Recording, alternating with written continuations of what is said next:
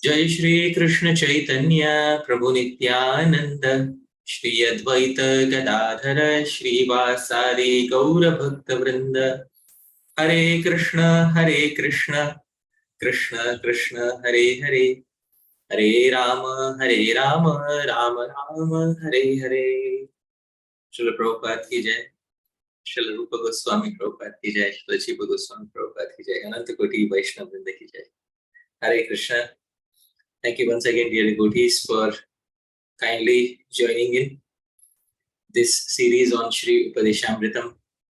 Today is our talk number 17 on Śrī-Upadeśāmṛtam, and I'm once again expressing my sincere thanks to Rameshwar Prabhu, because there's one very good quality about him. The one good quality is that he is always ready, 9 p.m. on a Saturday. It's always me who changes the time. So he's always punctual, and it is me who keeps changing the time repeatedly. So it's me who lacks the punctuality. So he's the ideal host, and I am the lousy speaker, dear devotees. So I'm very thankful to him for kindly hosting this series. I'm also very thankful to each and every one of you who is viewing from the different parts of the world. My sincere thanks for kindly giving your time, and I hope that we don't ever take any of your time for granted. So thank you very much, dear devotees, for kindly being here. We are continuing our series on Srila Rupa Goswami's Śrī-Upadeśāmṛtam, and this is a detailed study. Before we continue, it is important to offer some prayers to Sri Rupa Goswami.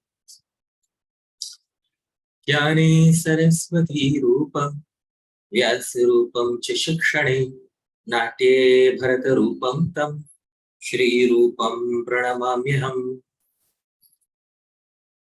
Jnane Saraswati Rupam.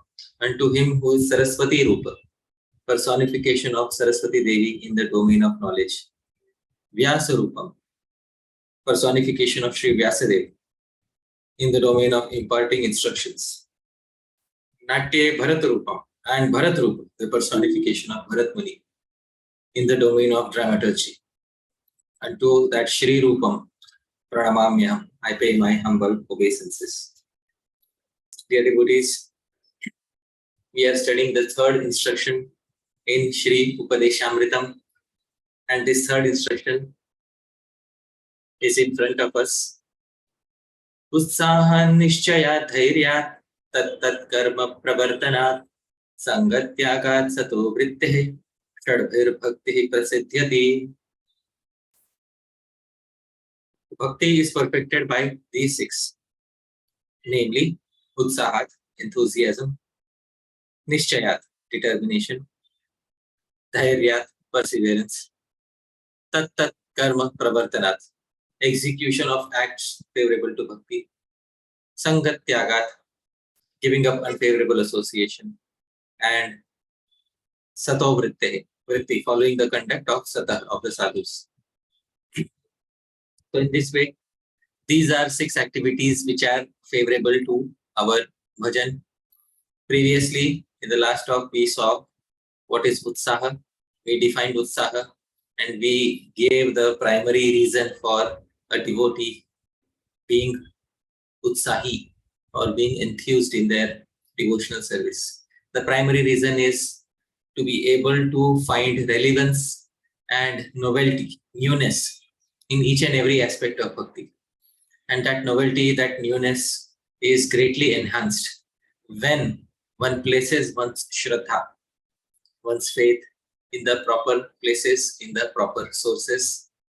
The most prominent one being shastra praman as well as Shri Guru. So dear devotees, this was utsaha in the previous session. Today we are seeing niscayat. Niscayat is translated as determination, conviction.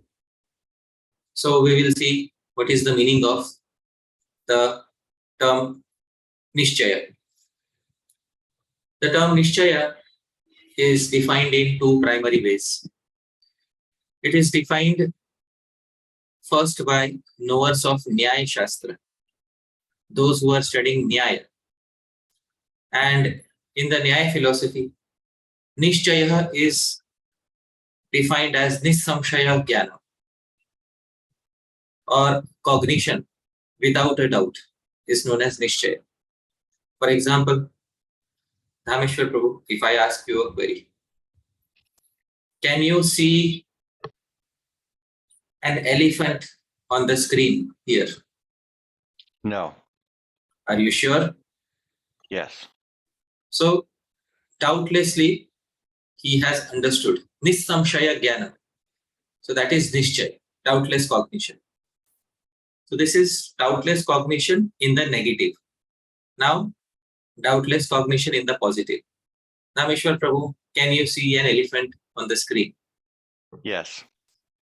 So this is also nischaya, doubtless cognition. So doubtless cognition in the negative or doubtless cognition in the positive. So doubtless cognition in the absence of an absent object and doubtless cognition in the presence of a present object is known as niscaya according to Nyaya Shastra. This is the Nyaya definition of niscaya. Now the standard meaning of niscaya is nirnaya, conviction. Conviction means to become convinced about a certain particular aim to achieve. And this meaning is given in the amarkosah, which is the standard lexicon for Sanskrit terms. So this is what Srila Rupa Goswami wants us to accept this meaning of niscaya, that is nirnaya, conviction, is what Srila Rupa Goswami wants us to accept.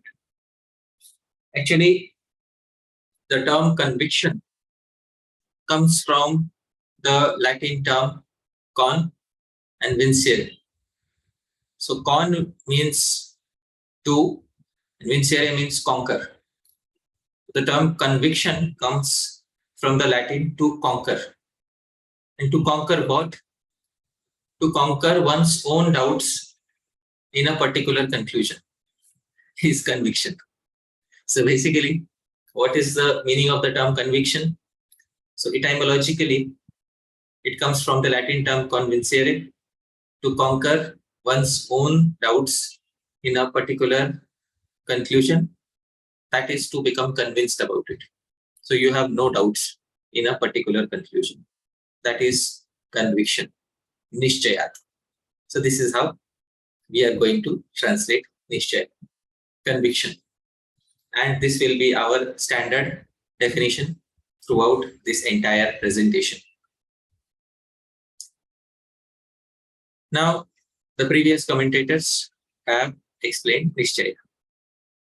The first commentator we are taking is Sri Radharamanā Goswami, who has written a Sanskrit commentary. He just explains in a single phrase, niscayat vishwasat. He doesn't put the equal to. I have put the equal to in between so that it becomes easier to understand. So niscayat equals vishwasat. The term niscayat means vishwasat, while exhibiting firm faith and conviction. Now somebody may say firm faith and conviction in what? That he has not specified. Srila Bhaktivinoda Thakura also takes the same line of thought, exact same commentary. The only difference is the language. Srila Radharamanā Goswami has commented in Sanskrit, Srila Bhaktivinoda Thakura in the Bengali language. So same thing in the Bengali language. Srila Bhaktivinoda Thakura says niscaya trida vishwas. So niscaya means firm faith and conviction. But firm faith and conviction in what? Because different religious people have different firm faith and conviction. And sometimes religious faith and conviction is very positive, not only for the individual, but also for the society. But sometimes religious faith and conviction takes a very negative dimension. Some people become convinced that the only way to please the Supreme Lord is by slaughtering those who don't believe in Him. So that is also conviction. That is the conviction of a terrorist. So dear devotees, conviction and firm faith is good, but we have to elaborate upon what sort of firm faith and what sort of conviction is needed here. Therefore, our third commentator, Srila Bhaktisiddhanta Saraswati Thakura, opens it up and then tells us what we should have firm faith and conviction in. Srila Bhaktisiddhanta Saraswati Thakura says, Bhagavad Bhakti Jivera Ekamatra Purusharth Tad Vishaye Niscayata. So, bhakti towards Bhagavan is the only goal worthy of attainment for all jivas. This conviction is known as niscaya. So, dear devotees, this is the first variety of niscaya. The niscaya means to become convinced about the fact that bhakti is the only goal worthy of attainment for all living entities. Then he says, Jnana karma va anyabhilasha margatraya nishchayi कौन मंगल उत्पन्न करते समर्थ है ना एवं एकमात्र भक्ति मार्ग ही जीव मात्रे रही अनुसरणीय यही रूप स्थिर धारणा ही निश्चय. He continues and says the conviction towards other three paths such as jnana, karma and anyabhilash, conviction to fulfill other non-devotional desires, will never result in anything auspicious. Only bhakti is the path worthy of being followed by the jivas. This conviction is known as nischay. So, a positive dimension to Niscaya, positive dimension is that only bhakti should be followed, and a negative dimension to Niscaya, that jnana, karma and other paths should certainly not be followed. These two types of conviction is what Srila Bhaktisiddhanta Saraswati Thakura has defined as Niscaya. So, short and sweet, if we summarize his position, Niscaya is conviction that Krishna Bhakti is the path meant to be followed by oneself and all the jivas.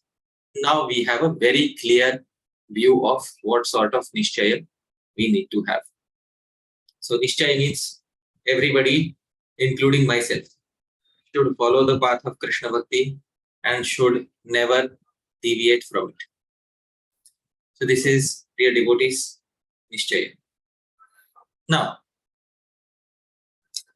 in the Bhagavad Gita, Krishna has supported this fact, and Krishna has told Arjuna that whenever you perform yoga, you should perform yoga with Nischaya. And in the commentary to that verse, we will see something very beautiful.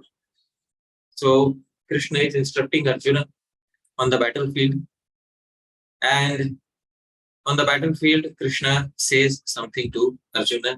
The verse is in front of us. Sanishchayena yoktavyo yogo nirvana chetasa. The practice of yoga should be executed with nischaya and anirvinna chetasa, with a dejection-free mind. So this is 6th chapter, verse number 24 of the Bhagavad Gita. The commentator, Srila Sridhara Svami, says something about this. So we can see the term Nischayena in the original text of the Bhagavad Gita. So Srila Sridhara Svami says, Sa yogo Nischayena Shastracharya Upadeshamritam yoktavyo abhyasaniya yadyapi shighram na siddhyati tathapi anirvinnena nirveda rahitena chetasa yoktavya dukha buddhya prayatna shaithilyam nirveda. He says, Sa yogo nischayena. He defines what is nischaya.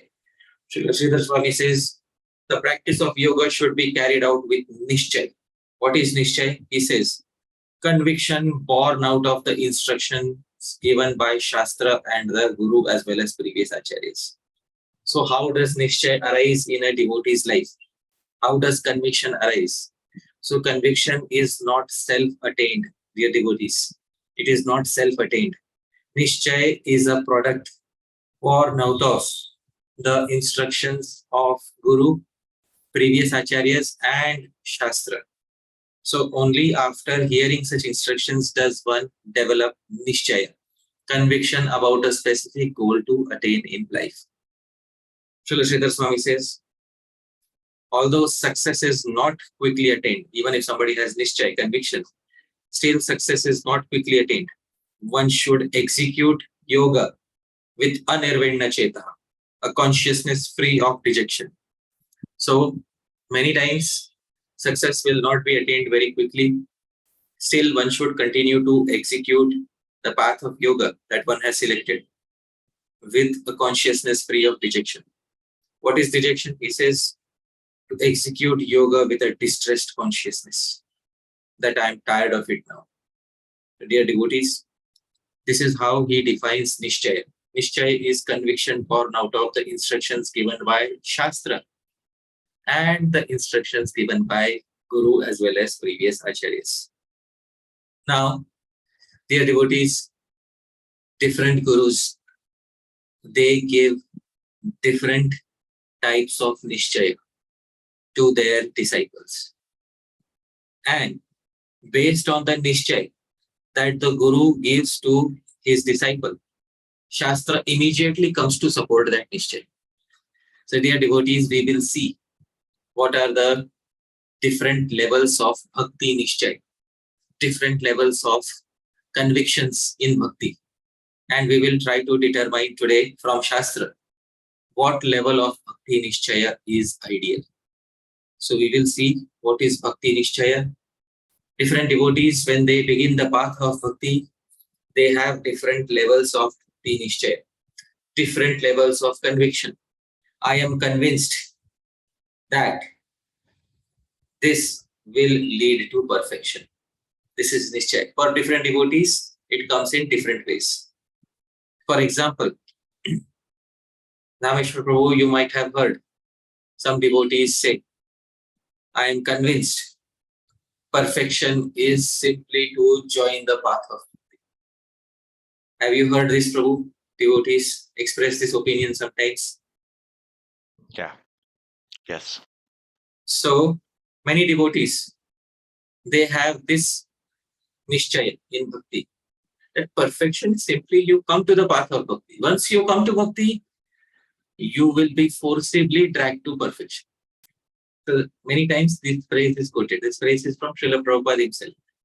Once a person, he somehow or other comes to the path of bhakti, is forcibly dragged to perfection. So this niscaya is very good. And we should support all these varieties of niscaya. Because we are a society, society has many individuals. And many individuals will have different levels of thought. And it is our duty to support all individuals on their respective level of thought. So some individuals think that perfection is simply to join the path of bhakti, simply become a devotee. Then Shastra immediately comes and supports this niscaya. Shastra says, Shraddha Shabde Vishwas Kahe Sudreda Nischaya Krishna Bhakti Kaile Sarva Karma Krita Haya. Rameshwar Prabhu, can you please read the translation? Shraddha is the confident conviction that simply by rendering Krishna Bhakti, one automatically performs all other duties. Right. So simply by rendering Krishna Bhakti, simply by becoming a devotee, everything will be done. Rameshwar Prabhu, you will attain perfection, just become a devotee. Now, this is a good type of niscaya, very nice. Sadhu, very nice. But this type of niscaya, it lacks specific details as to what one is supposed to achieve after doing this. Let's say somebody becomes a devotee. And I go and I speak to everybody, just become a devotee, your life will be perfect. Just become a devotee, your life will be perfect. And individuals become devotees. But what after becoming devotees? This question remains unanswered. So we will see in a society, some individuals are on this level of niscaya, that just becoming a devotee, connecting oneself to Krishna Bhakti is the perfection of life. And sometimes, therefore, it is specified that a senior Vaishnava is one who is able to connect many individuals to Krishna Bhakti. We have heard this quote many times, that seniority is by number of devotees that a Vaishnava is able to make. Prabhu, I would like you to read this quote by Srila Prabhupada. Srila Bhaktivinoda Thakura has said that a Vaishnava is meritorious in proportion to the number of devotees he has created. A Vaishnava becomes superior not simply by jugglery of words, but by the number of devotees he has created for the Lord. All right. So as soon as we hear this, some devotees become very enthused. Yes, this is what I was trying to say all the time. Not by your reading of shastra, not by your word jugglery, you will become a superior devotee. You will become a superior devotee if you make many new devotees. That is the litmus test. So how many devotees are you able to create? If you are not able to create many devotees, your so-called word jugglery of shastra is good for nothing. Many devotees will say like this: dear devotees, do not become disturbed. All right. Whenever somebody exhibits firm faith in their nishtha, in their niscaya, it is good. But when they use it as a tool to harm somebody else's niscaya, that is not so good. Therefore, dear devotees, many devotees will quote this, but they sometimes conveniently forget to quote the immediate previous paragraph. Rameshwar Prabhu, please read the immediate paragraph. If there is one pure devotee, his association can create hundreds of thousands of pure devotees. Right. So, Srila Bhaktivinoda Thakura here is saying about not simply creating devotees, creating pure devotees. A Vaishnava is meritorious in proportion to the number of pure devotees he has created. So that is the entire context of the quote. Not that a Vaishnava is meritorious in proportion to the number of people he can, just qualify to enter into Bhakti. So, Srila Bhaktivinoda Thakur's original intention is to say that a Vaishnava is meritorious in proportion to the pure Vaishnavas that he can create. So that Vaishnava himself should be pure. He should be able to create other Vaishnavas who are just like him, pure. So both this type of a Vaishnava is considered as a very superior Vaishnava by Srila Bhaktivinoda Thakur. But if we ever see a person having this nishtha, this niscaya, that perfection is to increase numbers, just connect as many people as possible to Bhakti, never disturb anybody's niscaya. Let them have their niscaya, because it's a very good niscaya. So we are not supposed to disturb anybody's niscaya. They may try to disturb ours, but we should not get disturbed by that too. Dear devotees, Shastra is going to come to our rescue, and the previous acharyas will also come to our rescue. So let's move ahead and see what is the next level of Nishchay. Furthermore, a devotee who moves to a higher level of Nishchay, after a few years, he has created many devotees. Many devotees have been created under him. Many new devotees came and many people left. And he has been doing this for many years. And then a devotee may think, is there something above all this? So, few of these devotees may come to the second level of Nishchay, that actually I need to work on myself. Devotional service is not simply about changing other people's lives. Devotional service is also about one's personal transformation. So, a devotee may come to the second level of Nishchay, wherein he or she thinks perfection is to work according to one's nature and offer the results to Krishna. So this is the next level of Nishchay. Yeah, I will work in the material world because I have a tendency to work, and I will offer the results to Krishna. Often these Vaishnavas will be heard preaching to others or telling others that you should work very nicely in the material world. Be very nice in your work. Be very expert, so that everybody in the society should be able to see what an efficient person you have become after becoming a Vaishnava. So in this way, this is the Nishcaya of devotees who have this particular faith. that you work very nicely according to your nature and you offer the results to Krishna. Shastra immediately comes to support this niscaya. Bhagavan immediately says in the Bhagavad Gita, Yagyarthat karmano nyatra lokoyam karma bandhana tadartham karma kaunteya mukta sangha samachara. Rameshwar Prabhu, kindly read this translation. Work done as a sacrifice for Vishnu has to be performed.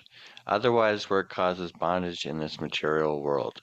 Therefore, O son of Kunti, perform your prescribed duties for his satisfaction, and in that way you will always remain free from bondage. So this is what is perfection. And you will always remain free from bondage. So work nicely in the world, Prabhu, and offer all the results to Krishna. And in this way, you will remain free from bondage and you will attain perfection. So this is another level of niscaya, conviction that devotees have. And Srila Prabhupada also, the previous acharyas also support this fact. Srila Prabhupada says, everyone should think that he is engaged in a particular type of occupation by Rishikesh, the master of the senses. And by the result of the work in which one is engaged, the Supreme Personality of Godhead, Shri Krishna, should be worshipped. If one thinks always in this way, in full Krishna consciousness, then by the grace of the Lord, he becomes fully aware of everything. That is the perfection of life. So here, Srila Prabhupada himself supports the conclusion that you simply work and offer the results to Bhagavan. And that is perfection of life. We fully agree, everybody agrees that this is a very nice level of niscaya. And this niscaya is with many, many devotees.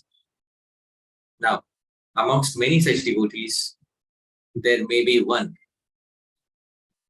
who may think that he's tired of performing so many duties in the world outside. And it is time to now give up. So very few may be found who are speaking of giving up material duties. This is their niscaya. Their niscaya has improved, dear devotees. So they are not simply having niscaya about being a very nice employee in the material world.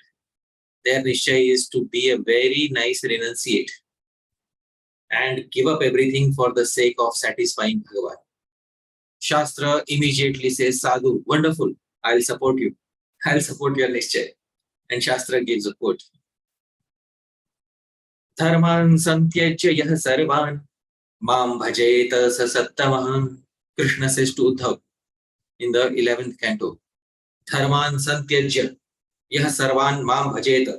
Mam bhajeta, an individual who worships me after giving up all worldly prescribed duties, is the best among saintly souls. Dear devotees, out of thousands and thousands of people who are working and offering the results to Bhagavan, there is somebody who quits and dedicates themselves exclusively to Krishna Bhakti. Krishna very clearly says, Sat Tamah. Sat means saintly person and Tamah is the best. We have good, better, best.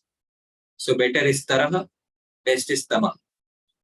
So Sat Tamaha, the best among Sat, best among saintly souls. This is what Shri Krishna says to Uddhav. So this nishtha is very much welcome. Somebody wants to give up material duties for Bhagwan. The previous acharyas have established this in their own personal lives. For example, let's speak about all the acharyas in our lineage.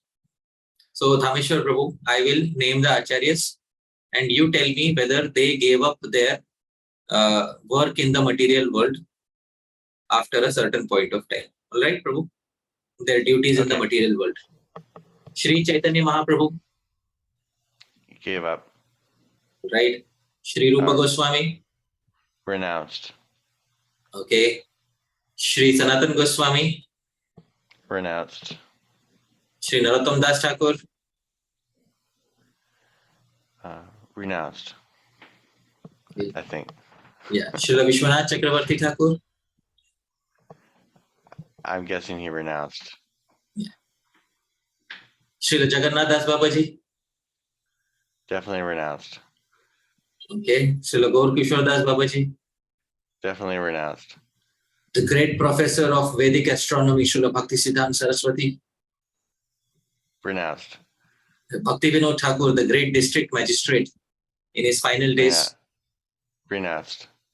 Srila Prabhupada, the great founder of pharmaceuticals in Kolkata. Renounced. And myself, what will the next generation do? So it's very important that this series of giving up work for Krishna should continue in every generation. It's very important to see that all our acharyas at a certain point of time have renounced their work in the material world and have taken exclusively to Krishna Bhakti. So this is very important to understand. This niscayat is very good. So Srila Prabhupada also supports this. Rameshwar Prabhu, kindly read what Srila Prabhupada says. You are muted, Prabhu. Thank you.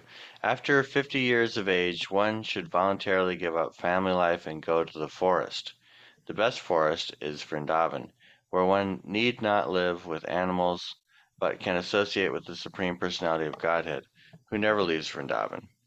Cultivating Krishna consciousness in Vrindavan is the best means of being liberated from material bondage, for in Vrindavan one can automatically meditate upon Krishna. Yes. So in the purport to Srimad Bhagavatam 9th canto, 19th chapter, 19th verse, Srila Prabhupada is saying after the age of 50, one should voluntarily. Voluntarily does not mean optionally. Voluntarily means by one's own sweet will. One should give up family life and go to the forest. Renounce. So this sort of nischaya is of a higher level as compared to the nischaya of those who think keep working for Krishna till the end of your life. So, dear devotees, keep working in the material world till the end of your life. This nischaya is good. But renounce everything and dedicate yourself full time for Krishna Bhakti. And work for Krishna's Bhakti exclusively. This sort of nischaya is much better than that. Now, this nischaya is very nice. And as I am going to repeatedly say, we don't have to disturb anybody's nischaya. Time is the best teacher. Why should we artificially try to change their nischaya? So time is the best teacher which will elevate each and everyone in their specific nischaya. Next comes the nischaya of those who think in bhakti also it is very important to be very renounced and very knowledgeable in Vedanta and other shastras. So it's just simply renouncing everything, all your material duties is not even enough. In bhakti also, one should have a very renounced character. And this is immediately supported by Shastra. Shastra says, Sadhu, welcome. I'll give a quote. Shastra says, and in the third canto of Srimad Bhagavatam, Kapil Muni says that devotional service with Jnana and Vairagya, with renunciation and knowledge of Vedanta, etc., is greatly appreciated. Jnana Vairagya Yuktena Bhakti Yuktena Chatmana Paripashyatyudasinam Prakritim Cha Hataujasam.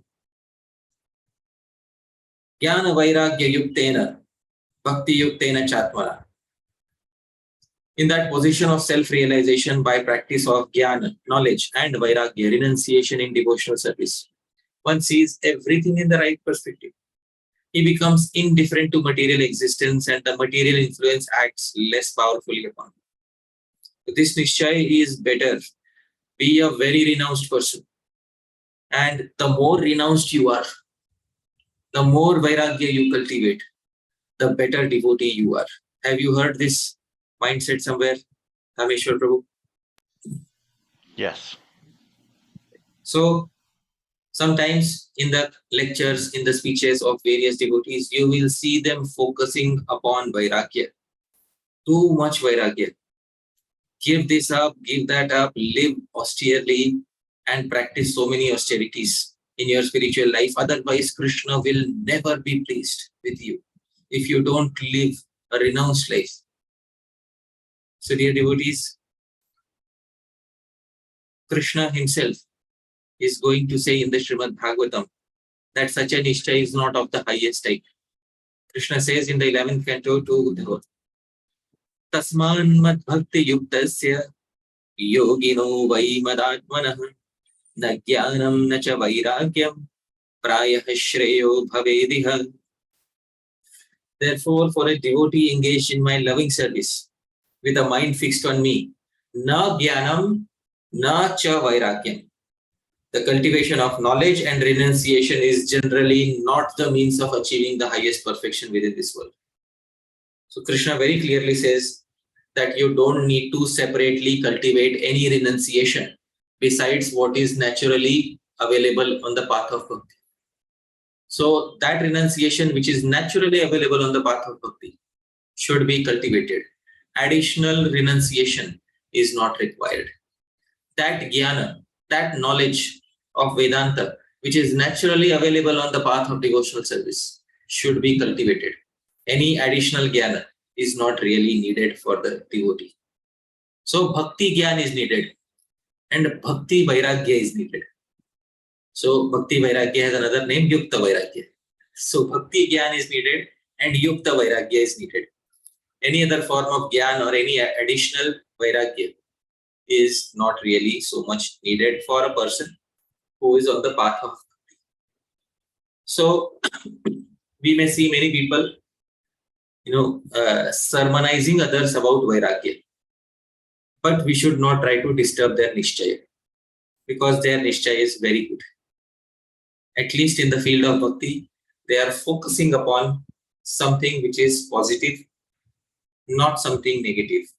So it's very good. Higher than this niscaya is the niscaya of somebody who says that perfection is to practice rules and regulations of Vaidhi Bhakti. Follow the rules of Bhakti nicely. I'm not saying practice any other rules and regulations. Follow Bhakti rules and regulations nicely. So, if you follow the rules and regulations nicely, Tameshwar Prabhu, you will attain perfection. Simply chant 16 rounds, follow 4 regulative principles, and at the end of your life, you will go back home, back to Godhead. Have you heard this being said? Definitely. So, many individuals, they stress on practicing rules and regulations of Vaidhi. Follow the rules, and everything will be done. So, this is a very nice niscaya. Sadhu, very nice niscaya. In their preaching, in their speaking to others, in their sermonizing, they will often focus upon practicing the rules and regulations of Vaidhi Bhakti. Some of these people, they may sometimes try to disturb the niscaya of others. Disturb the niscaya of others means they may try to speak against the niscaya of others. Often, I have heard this in my own personal life. I had a very specific type of niscaya. My niscaya was that I wanted to delve into shastra as much as possible. And often there were devotees who would come and say there is absolutely no use of studying so much shastra. Just if you have more time, just chant extra rounds. That's what they would say. So many times devotees would come and say, if you have some extra time, chant extra rounds. Don't bother yourself with getting additional knowledge, even if it is about bhakti. Sometimes some devotees would try to demotivate by saying, by studying too much shastra, you become a jnani, or you become, they would pejoratively use the term jnani. You don't want to become a jnani, Prabhu. So many times, trivializing the niscaya of other devotees is what goes on. In order to feel secure about one's own niscaya, sometimes a person tries to trivialize upon the niscaya of others. So therefore, one should understand that all these niscayas are good. In this entire presentation, my aim is not to trivialize upon anybody's niscaya. All niscayas are good. But let all devotees on all levels of niscaya be happy in their specific niscaya. Let us not try to disturb each other. Because time is a good teacher. Time will tell us when we should move higher in the ranks. So sometimes some devotees who are practicing rules and regulations of Vaidhi Bhakti, they label others like this. Don't become a jnani. So one time somebody labeled like this, and I became a little annoyed that you are trying to label devotees who are studying devotional literature. Why are you trying to do this? So I become a little annoyed. And then I asked them, so what should one do? You should chant as much as possible. So then I also invented a term for them. Because they invented a term for me, Jnani. So I invented a term for them. What term? Sankhyavadi. Sankhyavadi means he is interested only in the numbers. Number of mantras that one chants. But Shastra is coming to his support. Shastra very clearly says you should try to practice rules and regulations and execute Vaidhi Bhakti as much as possible. Tasmat Bharat Sarvatma Bhagavan Ishwaro Harihi Shrotavyah Kirtitavyascha Smartavyascha Bhayam. Sri Vyasadeva says in the Srimad Bhagavatam, O descendant of King Bharat, O Parikshit Maharaj, one who desires to be free from all miseries must hear about, glorify, and also remember the personality of Godhead, who is the super soul, the controller and the savior from all miseries. So, one should constantly glorify, hear about. So this, dear devotees, one should engage in sadhana bhakti, Vaidhi Bhakti, especially Vaidhi Bhakti very seriously. And Shastra supports this. But, and also Srila Prabhupada supports it. Srila Prabhupada says something. Prabhuji, please read a letter that Srila Prabhupada sent to his disciple. Actually, it is all right that one should chant 64 rounds, even 16 rounds.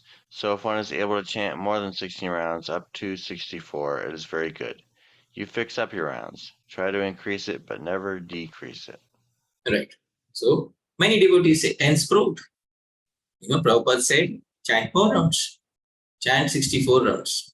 So one time, a similar quote was shown to me. I absolutely said nothing. I said, yes, very nice. This is what you should do. Because that is their niscaya. Somebody's niscaya is increase sadhana bhakti as much as possible. As much as possible. From 16, go to 32. 32, go to 64. 64, go to 192 on special days. Dear devotees, you can do it. 192 rounds. Dhameshwar Mahaprabhu. Next Ekadashi. Will you take up a challenge? 192 rounds with me, Prabhuji. How does that sound? Let me get back to you about that. Why? What happened? Prabhupada says you should increase your rounds. Try to increase it, Prabhu. So, Prabhu, let's take up a challenge. Please, by performing more sadhana bhakti, you will definitely please Krishna. Do you agree? Last time I tried to chant like that, the next day I didn't want to chant at all. I also heard oftentimes devotees who speak about 64, 128, 192. Often those devotees also say that, I encourage many devotees to chant 64, 128, but those devotees don't show up later, and they completely give up chanting even 16 rounds on certain days. So this often happens, but some devotees' nischay is increase your sadhana as much as possible. So when a devotee comes to us and says that perfection is to increase your sadhana as much as possible, they are not incorrect. They are correct. And at the same time, one should know that sadhana bhakti has to be increased, but with one condition attached to it. Dhameshwar Prabhu, I can increase my sadhana bhakti, but with one condition attached to it. Can you please try to guess what is the condition? I think it would be that it's an expression of your increasing faith and not just an artificial imposition on the mind. Okay. So, yes, you are close. The condition that is there is sadhan bhakti can be increased, provided one is able to perform such bhakti with taste. So you can increase your sadhan bhakti, provided you are able to do it tastefully. If taste is lacking, then simply by increasing the quantity will not help attaining the mercy of Bhagwan. Perfection is not just about numbers. Srila Rupa Goswami in the Bhakti Rasamrita Sindhu immediately tackles this line of thought. Some individual saying that you just increase the numbers and everything will be attained. Sri Rupa Goswami says, dear devotee, please wait before you encourage others to increase numbers. Please wait and hear me. Sadhanaughirana sangair alabhya suchiradapi harina chashvadeyeti vidhasasyat sudurlabha. Uttama bhakti is sudurlabha. One of the 6 qualities of pure bhakti is it is sudurlabha. The 6th quality is sudurlabha. So she is rare. And she is rare in 2 ways. First, sadhanaughai, when somebody performs immense quantity of sadhan bhakti, but anasangair, without asanga, without genuine attachment, alabhya, one definitely does not attain uttama bhakti. Suchiradapi, even though one may try for a long time. So you may try for a long time, but if asanga means if loving attachment towards Bhagwan is not there in such sadhan bhakti, then you will never be able to attain uttama bhakti, the mercy of Bhagwan. And harina cha ashu adeya iti. And even if one performs sadhan bhakti with genuine attachment, asakti, Hari doesn't bestow uttama bhakti so easily. He doesn't give it so easily. In these 2 ways, bhakti is sudurlabha. Uttama bhakti, pure bhakti is sudurlabha. Entering bhakti is easy. To achieve the final result is very rare. And sometimes devotees give the example, Haridas Thakur used to chant 3 lakh names, so we should chant. Of course, Haridas Thakur used to chant 3 lakh names, but he used to chant Sa Sangha. Sa Sangha means he used to chant with immense attachment and love towards Bhagwan. He was not chanting because of peer pressure. He was not chanting because he entered into a japa competition.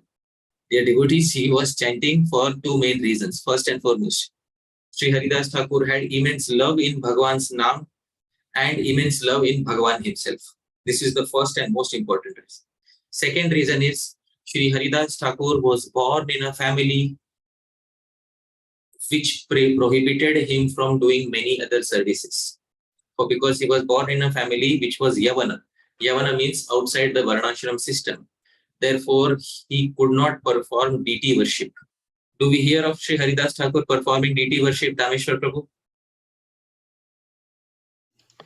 No, Prabhuji. No. Most other services which required one to be twice initiated could not be performed by Sri Haridas Thakur, because that in that day and age, this was the situation of the society. Therefore, Sri Haridas Thakur has a lot of time and he utilizes that time in performing one limb of bhakti, which is his Naam Kirtan and Naam Japa. These 2 limbs of bhakti he performs nicely. Now, taking the example of Sri Haridas Thakur and imposing it upon somebody who is supposed to do different services in bhakti is certainly something which should be deeply thought about.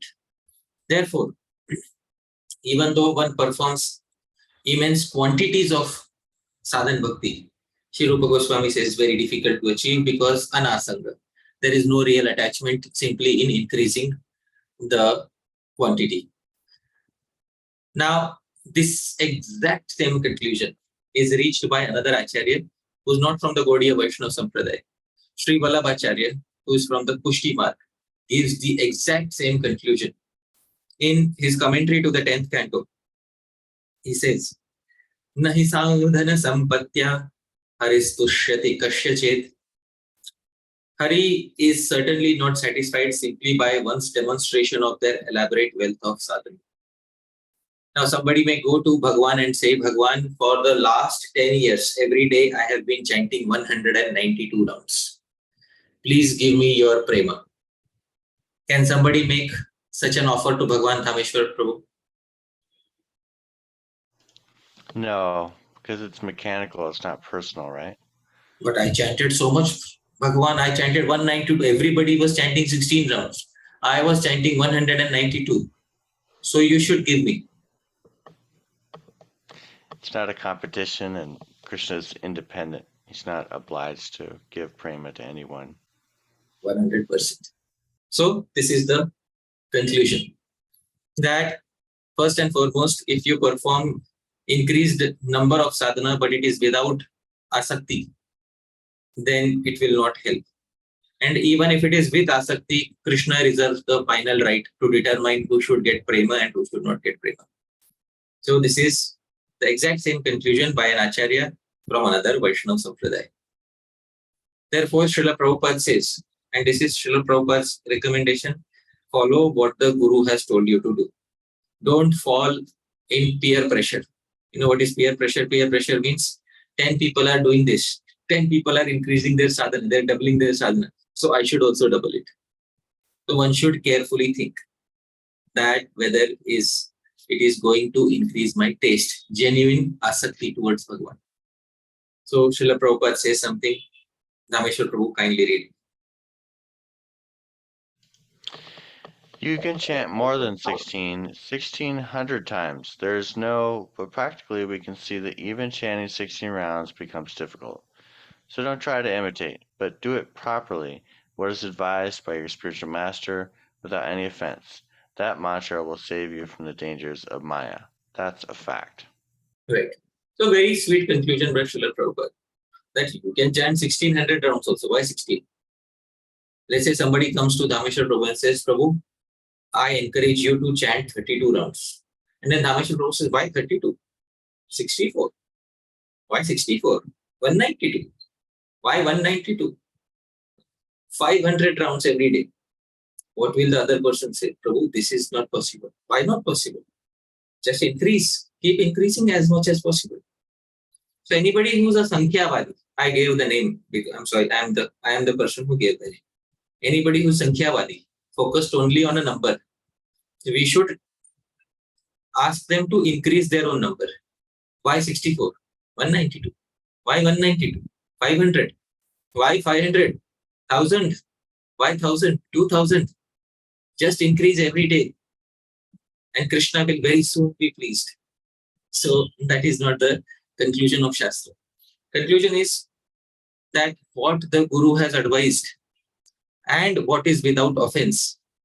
And plus, Sri Rupa Goswami has said what is with taste, with asakti, genuine attachment. That is what should be done. Srila Prabhupada says that mantra will save you from the dangers of Maya. That's a fact. So this is a very good conclusion. Now, still, our aim is in personal dealings when somebody comes and pushes us about their niscaya, we should not disturb them in return. All these levels of niscaya are good. We have an international society. In an international society, not all people will be on the same level of niscaya. And it is not our responsibility to bring everybody on our level of niscaya. No. Because if we try to do that, many people will leave because they don't agree with our level of niscaya.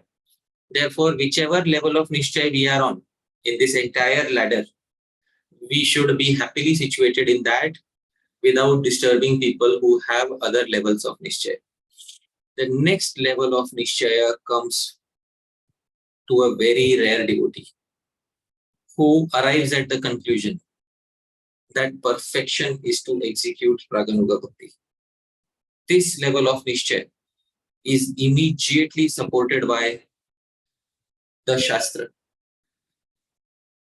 Actually, in the Caitanya-Caritamrta, it is very clearly said that simply by following Vaidhi Bhakti, one will not be able to attain Goloka Vrindavan. Rameshwar Prabhu, do you want to attain Goloka Vrindavan after this life? Yes. Right. So Shastra gives a very sobering conclusion that you and me, both of us who want to attain Goloka Vrindavan, we will have to rise above Vaidhi Bhakti. And rising above Vaidhi Bhakti doesn't mean giving up all the rules. Rising above Vaidhi Bhakti means to give up the mindset of mechanical rules and regulations, but to follow the rules and regulations out of taste and to perform bhakti in a specific mode, which is Raganuga mode. In the Caitanya-Caritamrta, Bhagavan Shri Krishna says, Sakala jagate more kare vidhi bhakti vidhi bhakti vraja bhava paite nahi shakti. Rameshwar Prabhu, please read what Bhagavan himself says. Everywhere in the world, people worship me according to scriptural injunctions. But simply by following such regulative principles, one cannot attain the loving sentiments of the devotees in Vraja Bhumi. Oh my goodness. So now it's not simply about following rules and regulations. Rameshwar Prabhu, we all wanted to attain Goloka Vrindavan. And many of us were fixated upon simply 16 plus 4, 16 plus 4, 16 plus 4. Every day do 16 plus 4 and you will go back to Godhead. But Bhagavan himself is saying, simply by doing 16 plus 4 mechanically, you will never be able to attain Goloka Vrindavan. You may go to other forms of back to Godhead, such as Dwarka, such as Vaikuntha, or other places in Godhead. But if you want to attain Vraja Bhava, the mood of the devotees of Vrajabhumi, this mechanical thought process will never help. This is where many devotees tend to get rattled in their understanding of Krishna Bhakti. What is wrong with following rules and regulations? What is wrong in following the process diligently? So there is nothing wrong in following the process diligently, but the process is supposed to be executed in a specific mode. That is the mood of Vrajavasis. And that mood is not a mood of mechanical rules and regulations. So in order to attain the mood of the Vrajavasis, one's mood towards bhakti has to change. And Srila Prabhupada also specifies this. Dhameshwar Prabhu, kindly read what Prabhupada says. Vaidhi Bhakti, that is apprenticeship. Real Bhakti, Pada Bhakti, that is Raganuga Bhakti. This Raganuga Bhakti we have to come to after surpassing the Vaidhi Bhakti. In the material world, if we do not try to make further and further progress in devotional service, if we are simply sticking to the shastric regulation process and do not try to go beyond that, shastric process also regulation that is required. Without shastric process, you cannot go to that platform. But if we stick to the shastric process only and do not try to improve ourselves, the shastric process is kanishta adhikara, lowest stage of devotional service. Wow. So this is Srila Prabhupada himself saying that anybody who simply continues to follow Vaidhi Bhakti is an apprentice in the domain of Bhakti. And simply he or she is telling others that follow the rules, 16 plus 4, 16 plus 4. And you will come back to Godhead. Srila Prabhupada says, this is good because it is given in Shastra. 4 regulations have to be followed. It's good because Shastra says that these are abodes of Kali Yuga and you should avoid them. 16 rounds is good because Japa is one of the limbs of Bhakti. But simply by taking it as a mechanical practice, that is simply apprenticeship. Just because Shastra says, therefore we are practicing Bhakti, that is the lower stage of devotional service, Vaidhi Bhakti. And if we do not improve, we will remain Kanishta Adhikaris. Srila Prabhupada has a right to say that because he is the guru of so many of those who are listening to him. But in our personal life, when we see devotees having faith in Vaidhi Bhakti, we should not try to disturb their niscaya in Vaidhi Bhakti. We should say to them, very nice, please continue to follow 16 plus 4. Somebody comes and says 64 rounds. Very nice, yes, I will also try to do. But I have some other sevas also. So, my guru has told me to do 16 rounds and many other sevas. So I'm doing 16 rounds and some other sevas. Somebody comes and says 128 rounds. Very nice, you please continue to do it. So never try to disturb anybody's niscaya and never get disturbed by somebody who's trying to disturb your niscaya, because your niscaya is very well supported in shastra. So sometimes devotees, when they read about Raganuga Bhakti, they immediately tell others, this is not for you, it is a very high stage of Bhakti, it is not meant for you. So if it is not meant for me, then whom is it meant for? It is meant for all the Gaudiya Vaishnavas. Raganuga Bhakti is meant for all the Gaudiya Vaishnavas. Raganuga Bhakti is for those who are aspiring for Vraja. Dhameshwar Prabhu in our society, ISKCON, is everybody automatically aspiring for Vraja?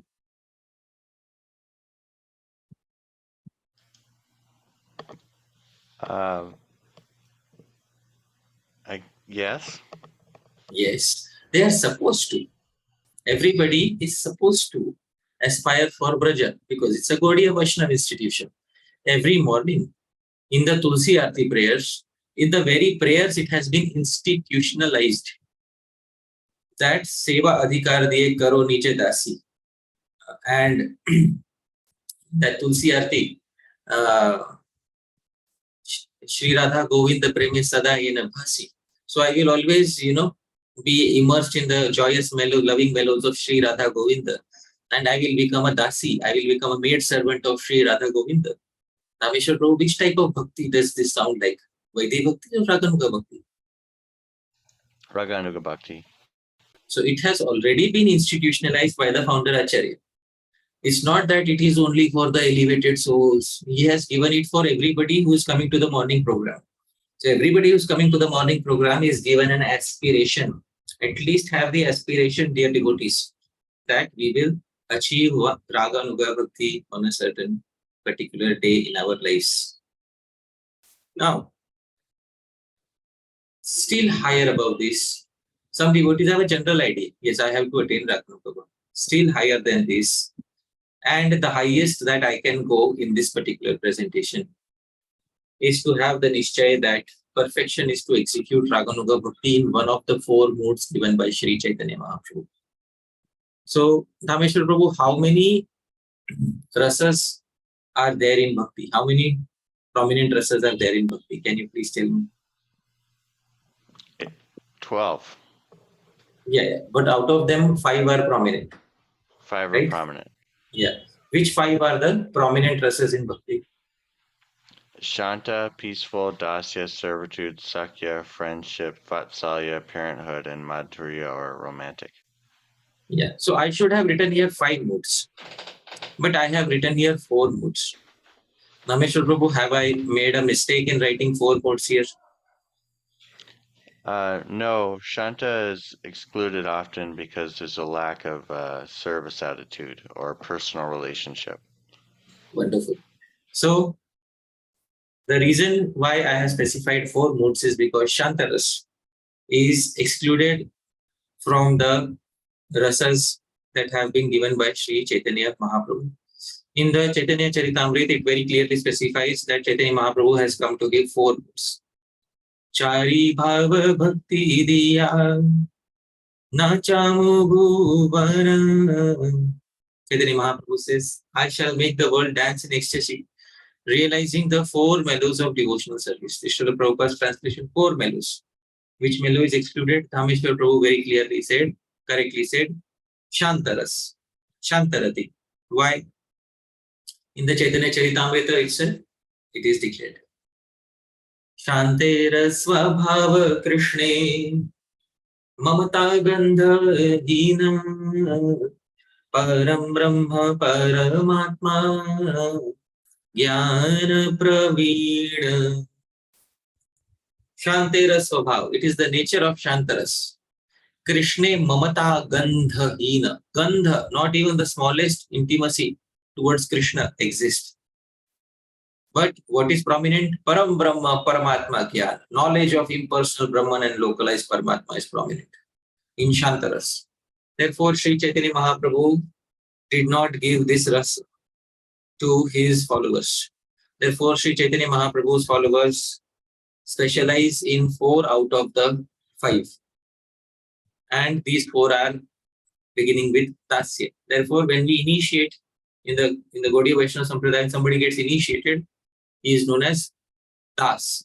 It's a Hari Pārṣad, not Hari Pārṣad Shanta. It's Hari Pārṣad Das. Otherwise, if Shanta was the first stage, we would have given them the name Shanta. But the name given is Das. And amongst all these, the choicest is going to be given by Sri Rupa Goswami himself in Upadeshamritam. Sri Rupa Goswami's own niscayah. Because we have to analyze the mood of the author, and that is how we can understand the meaning of the text. So where is Srila Rupa Goswami's niscayah? And Srila Rupa Goswami's niscayah will be revealed in his own words in the Upadeshamritam in the future. Srila Rupa Goswami will say in the future, Tebhyasta Pashupal Pankaj Drishas Tabhyo Pisaradhika. The gopis are exalted above all the advanced devotees because they are totally dependent upon Sri Krishna, the transcendental cowherd boy. Amongst the gopis, Srimati Radharani is the dearmost to Krishna. So, servitude to Srimati Radharani is the most specific conviction, niscayah, that Srila Rupa Goswami himself will be giving us ahead in the future.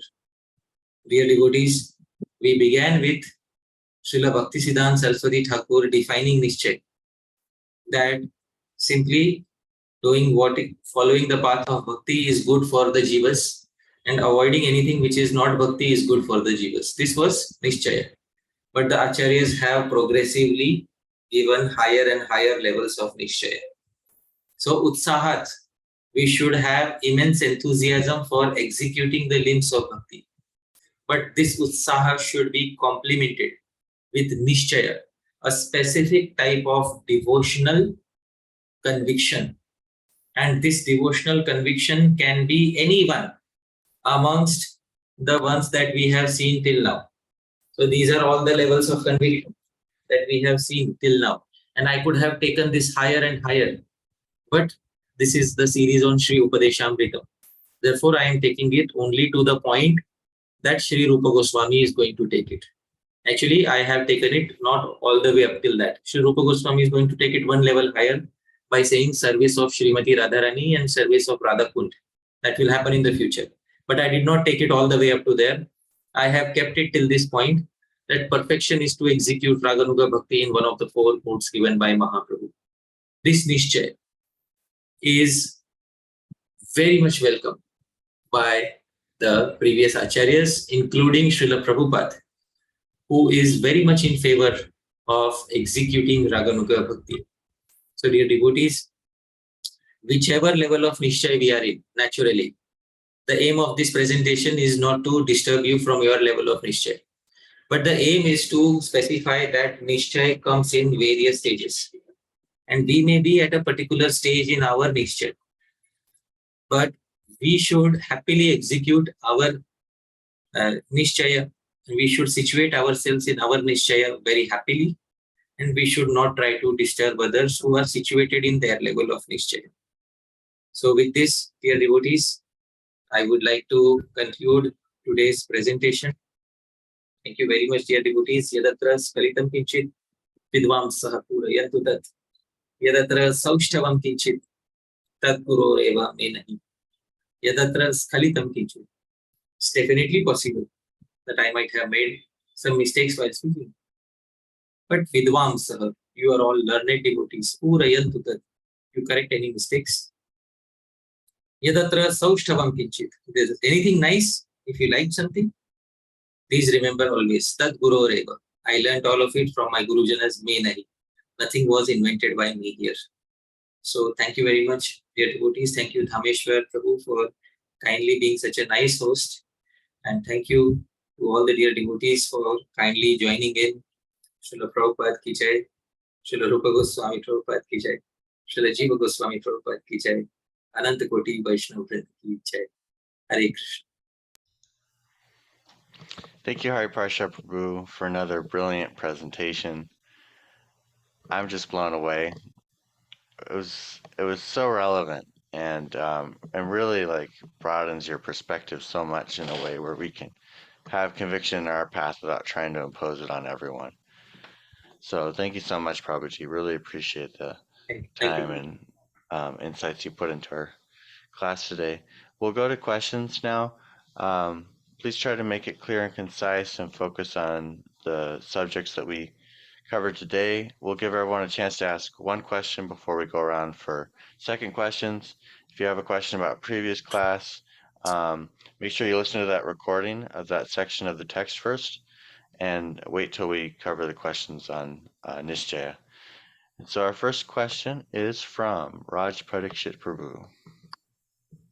Right. So we'll have to unmute him. We'll have to ask him to unmute. Hare Krishna Prabhuji. My pronouns. Dandot Pranam Prabhuji. Thank you very much for giving such a detailed and comprehensive explanation of different type of niscayas. And one most striking point was that we should honor or respect the different niscayas. That was very relevant point, so that we should not commit any conflict between the devotee communities. Thank you for this. Prabhuji, you are speaking about Jnana and Vairagya.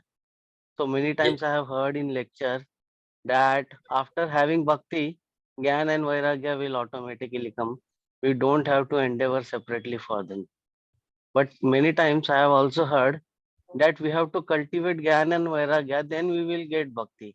So how to understand this? Very nice. So this is a very nice and relevant question. Thank you, Raj Parikshit Prabhu, for kindly asking this question. So the question is that it was specified in the talk today that Jnana and Vairagya are not separately needed. In fact, Bhagavan says in one of the verse which I quoted in the presentation today, that Jnana and Vairagya are generally not very favorable. The separate cultivation of Jnana and Vairagya is not favorable for a person on the path of Bhakti. Bhakti immediately herself generates Jnana and Vairagya. Where is it said? It is said in the Srimad Bhagavatam itself, Janayati Ashu Vairagyam Jnanam Cha Yad Ahaitukam. So this is in first canto, second chapter, verse number 7. Vasudeve Bhagavati Bhakti Yoga Prayojitah Janayatyashu Vairagyam Jnanam Cha Yad Ahaitukam. And both Jnana and Vairagya are mentioned there. Prabhupada says by rendering devotional service, what happens? One immediately acquires causeless knowledge and detachment from the world. So this is the Jnana and Vairagya which comes naturally as a consequence of bhakti, and this is what is desirable. Now some people say Jnana and Vairagya should be cultivated so that you can perform bhakti nicely. So this conclusion is opposed by Srila Rupa Goswami in Bhakti Rasamrita Sindhu. Srila Rupa Goswami says that if this was the case, then I would have made Jnana and Vairagya as limbs of bhakti. There are 64 limbs of bhakti. But he does not make Jnana and Vairagya as limbs of bhakti. I will quote a verse from Bhakti Rasamrita Sindhu where Srila Rupa Goswami says exactly that. This is Bhakti Rasamrita Sindhu 1.2.248. That is Eastern Division, second wave, verse number 248. Sri Rupa Goswami says, Jnana Vairagya Yor Bhakti Praveshaya Upayogita. Praveshaya Upayogita. Their only use is little bit of Jnana, little bit of Vairagya is needed to enter into the path of Bhakti. Ishat, that's what he says. Little bit is needed, not too much. Prathamam eva, in the beginning only. Therefore, na angatvam uchitam tayo. That is, therefore, it is not suitable to call Gyan and Vairagya as links of bhakti. Gyan and Vairagya are just little bit required to enter into the path of bhakti. Once you enter, the devotees will tell you how much Gyan and how much Vairagya is needed. The Bhakti Shastra will tell you how much Gyan and how much Vairagya is needed. Separate cultivation is not needed at all. For example, how much Gyan do you need? How much knowledge of Vedanta and impersonal Brahman do you need? So much that you can understand that the impersonal Brahman is subordinate to Bhagavan feature. And how much Vairagya do you need? How much renunciation do you need? Basic renunciation, you should follow Ekadashi, you should follow the regulative principles. This basic Vairagya is needed. So this Gyan and this Vairagya is what is needed. Any additional thing is not needed in Bhakti. So this is the answer. Sri Rupa Goswami does not encourage separate cultivation of Gyan and Vairagya. The verse I have quoted here directly is a praman for that. So thank you very much, Raj Prabhu, for this query. Hare Krishna. Next we have Omkar Prabhu. Hare Krishna, Prabhuji, Dandavat Pranam. Thank you for the class, Prabhuji. It really cleared so many confusions. Prabhuji, I had this question. When we are speaking about different type of niscayas, so usually it happens that some person gets inspired by some of the higher type of niscaya and he wants to follow it. But we can understand, or we don't know actually, that is it only because they have heard it in theory, so they have sparked an interest, or is it a genuine interest? Because many people try to, you can say, cheat or put in their lower motives by saying that I want to follow Rag Bhakti or something like that. So how to clear this thing? Right. Is my question clear? Yeah, I understood. Let me rephrase it. That some individuals, they see other devotees having a level of niscaya which is higher than them. And then they want to have that level of niscaya too, but they are not mature enough for that. But they just try to do that anyway. So how much is that justified? Is that your question? Yes, bro. Because in a way, sadhu sangha is also good, because any nischay will develop due to sadhu sangha. But sometimes it can also be just an imitation. Very nice. So sometimes it can just also be an imitation. Yes, sometimes by seeing the nischaya of somebody else, one tries to imitate. But imitation lacks something. Imitation lacks the vital force of the previous bhakti samskars. That is why it is known as imitation. Imitation can become real. Imitation can turn to reality if the required bhakti samskars are added to it. So this person wants to get the end result, but does not have the required backup of the bhakti samskars, the bhakti vasanas, the previous impressions of strong bhakti that the advanced devotee is having. So without that backup, even if he tries to imitate for some time, he will not be able to attain stability in that position. And because of not being able to attain stability in that position, he will naturally come down to the position that he belongs to. So that is, anyways, that is what was recommended for him. Take your time to progress in your niscaya, because progress takes some amount of time. All progress comes as a result of patience and as a result of maturity. So it has to have some, we need to have some patience and maturity, because somebody who wants to jump many ladders obviously is going to run a risk, because doesn't have the required backup of the previous bhakti samskaras. So I hope that clarifies, Omkar Prabhu. Yes, Roji, very crystal clear. All right. Bro. Thank you. Hare Krishna. Next we have Vishwadeep. Hare Krishna Prabhuji, am I audible? Yes, you're also visible. A very nice class, Prabhuji. And my doubt is already clear due to Omkar Prabhu. I just have a different doubt now that I think I already asked you personally, but I think you're busy due to the translation work. That the part that Bhaktivinoda Thakur also means, he told that some of the part of fifth canto are imaginary, and that Krishna Samhita part, that in Krishna Samhita there is written something is Hare imaginary, but Krishna, he, I'm sorry to interrupt. Let's do questions focused on the presentation today first, and if there's time, we can no, come back Yeah, to yeah. other So questions. Vishwadip Prabhu, what we'll do is, you keep your hand raised, and if there is still time at the end of the talk, we can come back to sure, you. All right. sure, And if it is not possible, then I'll answer it separately in a personal chat. Is that okay? yeah, Oh, sure, thank you, sure, Vishwadip. Thank you. Very good. Next, we have Dipayan. Hare Krishna, Prabhuji. Hmm. Can you hear? Yeah. Thank you, Prabhuji, for today's class. I wanted to ask, just out of curiosity, the last level, Char, Mahaprabhu has come to give the Char Bhav. So I have heard, you can maybe clarify, that the Gaudiya Sampradaya is like speciality is the Madhurya Rasa. So now this verse, the other rasas, is that also available? Maybe if not in the Goswami line, then some other branch of Chaitanya Mahaprabhu's tree. I just wanted to ask. All right. So we have heard, Dipan Prabhu said that he has heard that although Chaitanya Mahaprabhu has said very clearly in the Caitanya-Caritamrta, said that Chaitanya Mahaprabhu has come to give 4 rasas, but there are some Gaudiya Vaishnavas who say the specialization is in Madhurya Rasa. The speciality of the Gaudiya Vaishnava Sampradaya is in Madhurya Rasa. This is also supported by some verses. Anarpita charim chirat karunayavatirna kalau. That verse is there in the Caitanya-Caritamrta, Anarpita charim chirat. So, what was not offered for a long time.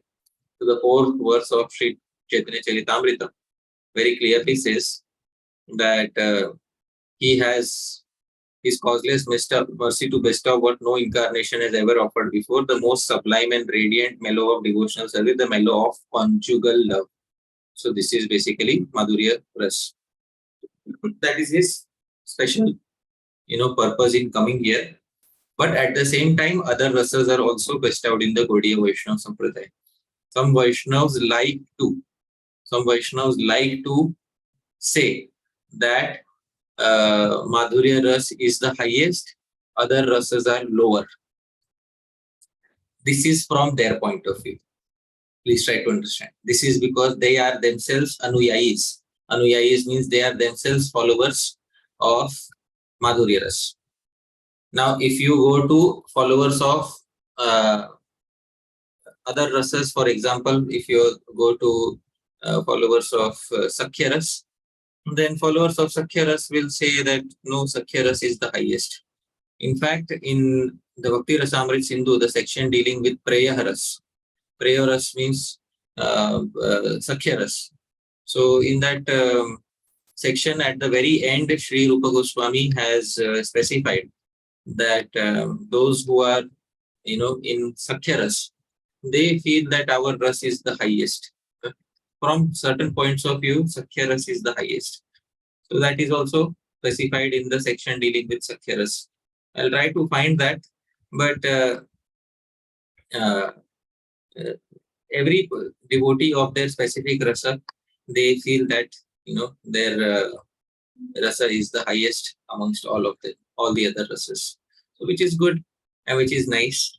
But Gaudiya Vaishnavas, especially the followers of Sri Rupa Goswami, they are of the firm opinion that the highest is basically our Madhurya Ras.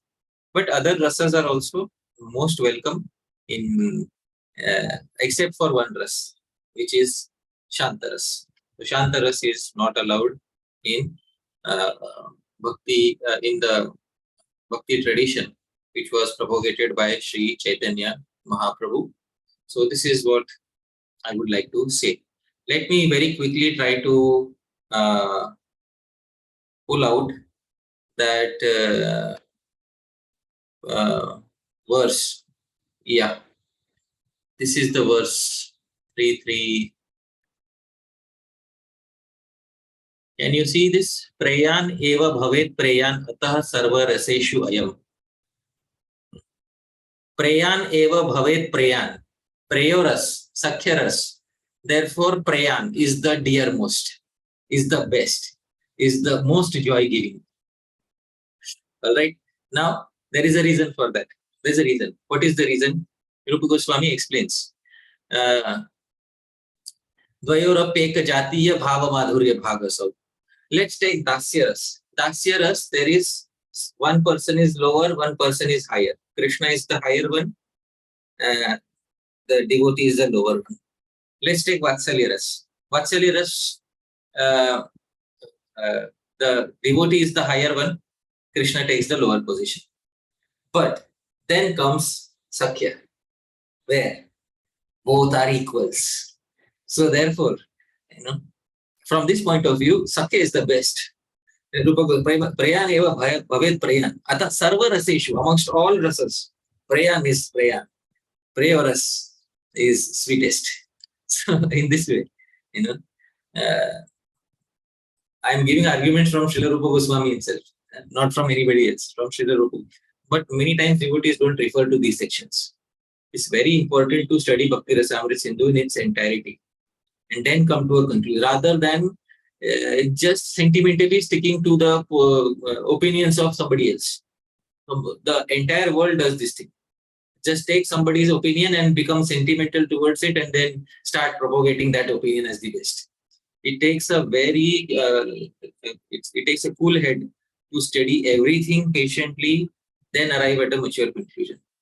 So that is what is required, because there is ample amount of sentimentalism going on in the world today and sticking to other people's opinion just without one's own personal research. So that is what I would like to say. Thank you for asking this very question. Next we have Mohit Deshmukh. Hare Krishna Prabhuji, Dandavat Srila Prabhupada. Prabhu, the stages of niscaya you explained in today's lecture, are there steps like first we have to go to the, we are in this niscaya, so then afterwards we will upgrade to the next niscaya, or can we directly take to the highest niscaya, that is Raga Dasya?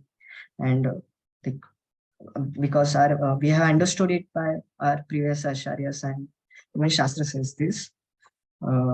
And second question is how to cultivate that highest niscaya, because we know the highest niscaya is that perfection is in performing Goloka Bhakti in the mood of maidservant of Srimati Radharamanā, that is Radha Rasyam, and also that we know this theoretically but don't have realized it yet, as sometimes we know some knowledge but we don't realize it.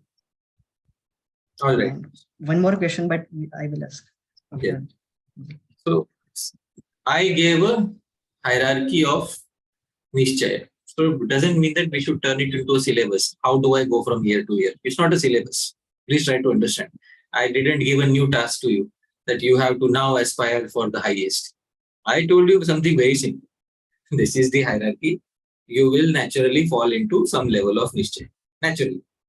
Where are you naturally falling into? You identify. You have to aspire to attain a higher. That you can aspire after listening to today's class. That now I have to aspire for something higher. Otherwise, everybody is happily situated in their niscaya. We are all happily situated in our niscaya. So let's not make a syllabus that now we have to aspire for something. We are situated in our niscaya. Naturally, let's be situated. We know there is a higher niscaya, but that higher niscaya will not come without the required prerequisite bhakti samskars. So that in order to attain that, we have to naturally and gradually progress in our sadhan bhakti, in our bhajan. We have to associate with the sadhus.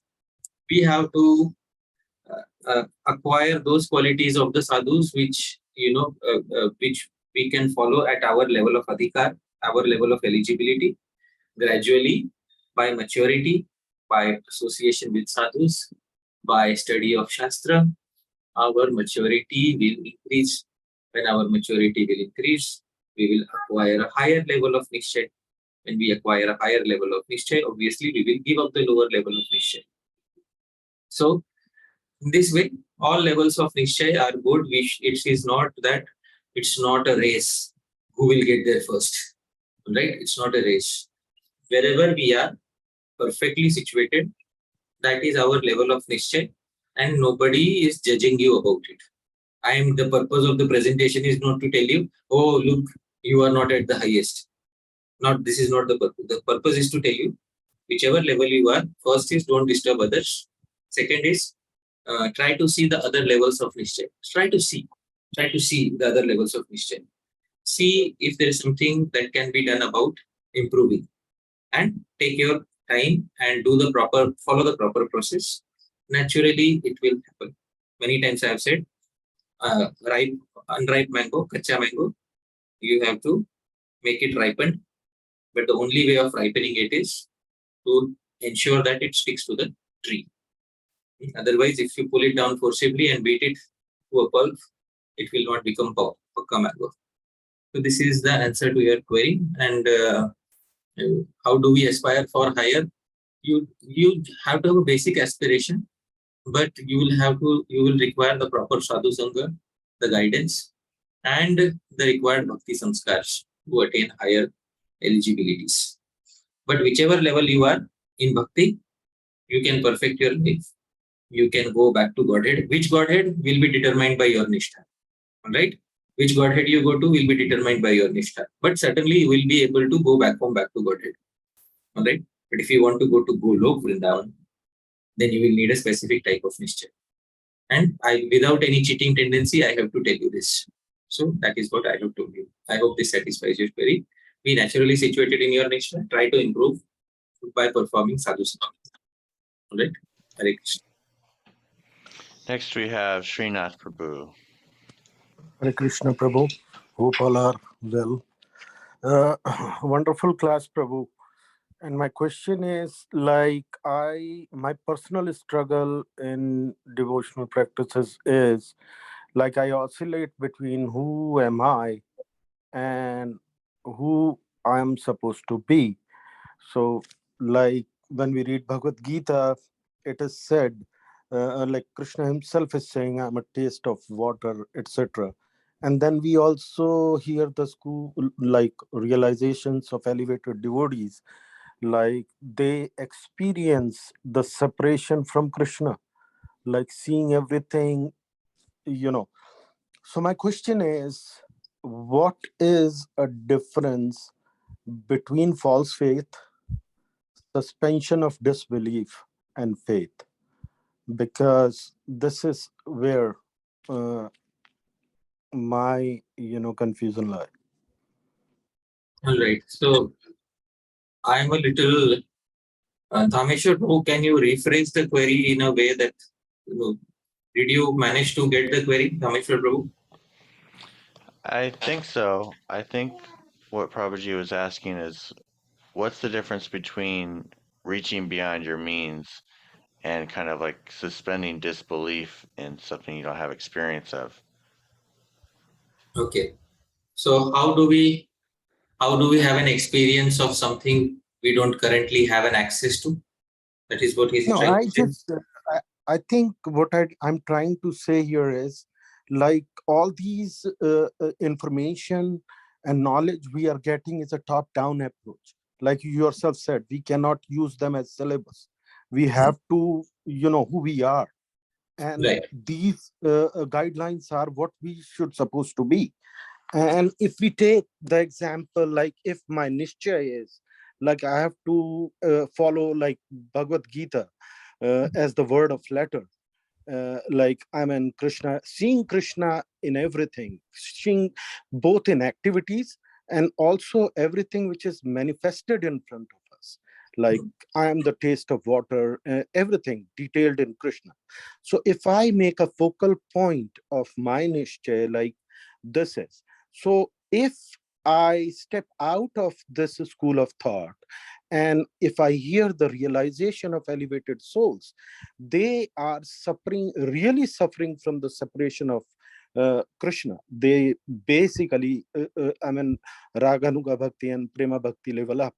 So we really see the, like, my focal point, which is situated in Bhagavad Gita, seeing Krishna everywhere, to, oh, I miss Krishna. So this, the question is my faith a false faith? Is it a suspension of disbelief or a faith? No, your From faith is, from your point of view, I mean, people at my level who take like these are the words of Krishna himself, like I'm the taste of what? Sure. It seems like your question, Prabhuji, is that you might have a certain type of faith which seems contradictory to a different way of looking at things within bhakti. Yeah. And can you feel secure in where you're at, or is there something wrong with where you're at? Exactly. Yeah. Because then only I can make progress, right? Okay. So as long as your niscaya is rooted in shastra, the devotional literature, it is properly situated. In the previous presentation, I said that Shraddha should be rooted in Shastra. So, as long as your Shraddha, your convictions are coming from Shastra, Krishna says, I am the taste in water. Krishna says, amongst all the alphabets, I am Omkar. I am the alphabet. In the Vedas, I am Omkar. And to see Krishna everywhere, all these things is also coming from Shastra. This is our level of Nishchaya. Very nice, because it is rooted in Shastra. But then we see devotees coming from a more higher level of Nishchay, those who have a more personalized relationship with Krishna, those who are experiencing some symptoms of bhava or prema. So, where we are situated is also very much appreciated by Bhagavan. And where those devotees are situated is also very much appreciated by Bhagavan. Bhagavan appreciates all these levels of Nishchay. Question is, what do you want to attain after this life? What is the end result that you wish to attain after this life? If you have a very specific answer, and that answer is Goloka Vrindavan, then your Nishchay needs to change. Because simply having this Nishchay that Krishna is the taste of water will not lead you to Goloka Vrindavan. I very clearly said that. And you will have to have Nishchay in Raganuga Bhakti in order to attain Goloka Vrindavan. And that Srila Prabhupada has also said that we have to move beyond apprenticeship. I quoted that. I have saved that quote and I'm going to print it on a t-shirt. That real bhakti is Raganuga Bhakti. And Srila Prabhupada says, I will put on the t-shirt. Srila Prabhupada says, real bhakti is Raganuga Bhakti. Because I have been bombarded so many years with quotations about Vaidhi Bhakti, Vaidhi Bhakti, Vaidhi Bhakti. And then when I get a quotation which is about the bhakti that really is the heart of Gaudiya Vaishnavism, then that quote is much more satisfactory to me than so many other quotes which are speaking about Vaidhi. So dear Prabhu, you are properly situated in your Nishtha, but the attainment of your Nishtha will not be Goloka Vrindavan. Without any cheating tendency, I have to say this. But if you want to attain Goloka Vrindavan, this Nishtha needs to. And both Nishthas are based on Shastra. But both Nishthas need to lead to different results. If you want to go to, to the service of your Zoom name, Shri Radha Kunj Bihari, then your Nishtha needs to change to Raganuga Bhakti. I hope this answers your query. All right. Next we have Anant. Hare Krishna Prabhu, Dandvat Pranams.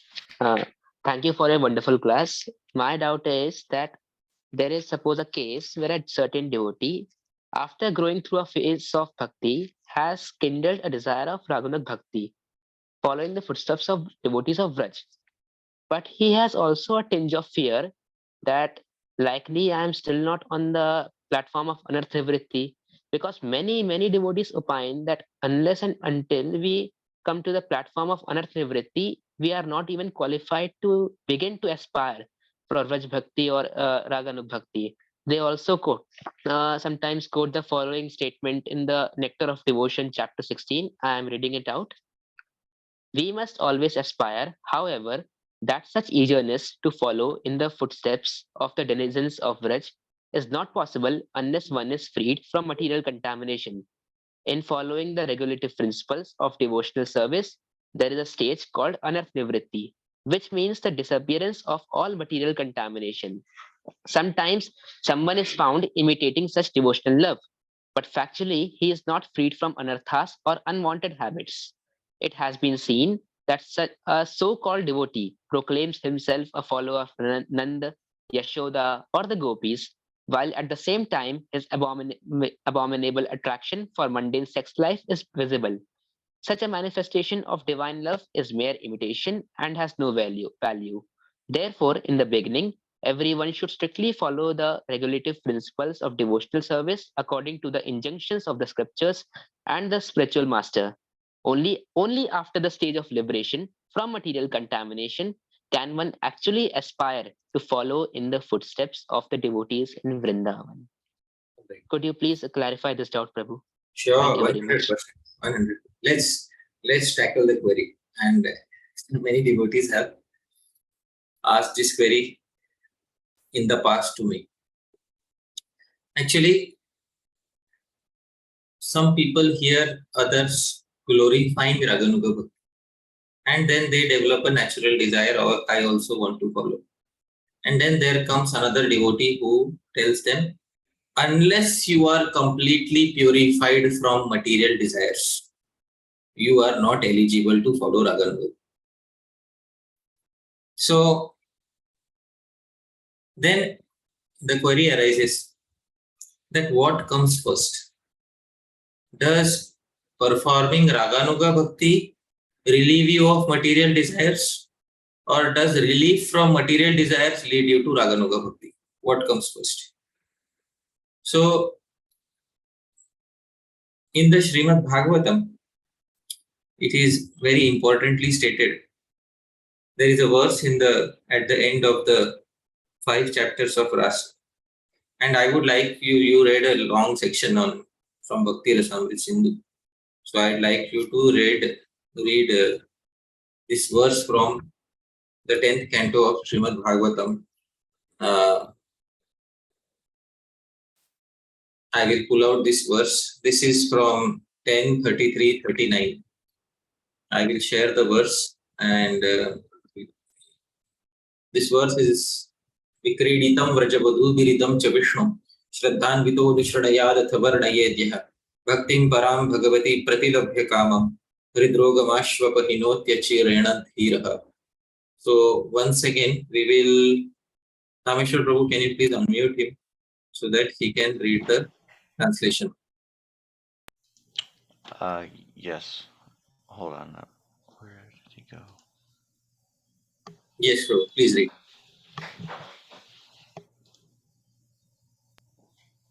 Anyone who faithfully hears or describes the Lord's playful affairs with the young gopis of Vrindavan will attain the Lord's pure devotional service. Thus, he will quickly become sober and conquer lust, the disease of the heart. So, Anand Prabhu, what comes first? Conquering lust and then listening to the pastimes, or listening pastimes and then conquering lust? The latter. But you were saying something else. I gave you Shastra Praman. What should we put first, the horse or the cart? People have come to overcome their some people have material desires. And we tell them, first you separately cultivate Vairagya and overcome your material desires by Vairagya. And then after you have cultivated sufficient Vairagya and overcome your material desires by cultivating Vairagya, renunciation separately, then you can become eligible to even enter into Raganuga Bhakti. Srila Prabhupada was saying in Nectar of Devotion that a person cannot practice Raganuga Bhakti fully if he has not overcome his material desires. But a person can begin such a practice. A person can begin such an aspiration, even if they have material desires.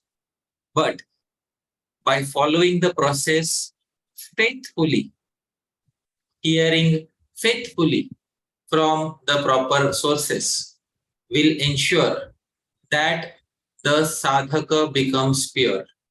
Acha, Anand Prabhu, Is Vaidhi Bhakti and Raganuga Bhakti both part of Sadhan Bhakti? Yes or no?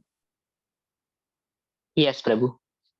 So why are they known as Sadhan Bhakti, Bhakti in practice, if the practitioner is supposed to be Siddha, perfect? Yes, Prabhu. And then Raganuga Bhakti should be known as Siddha Bhakti.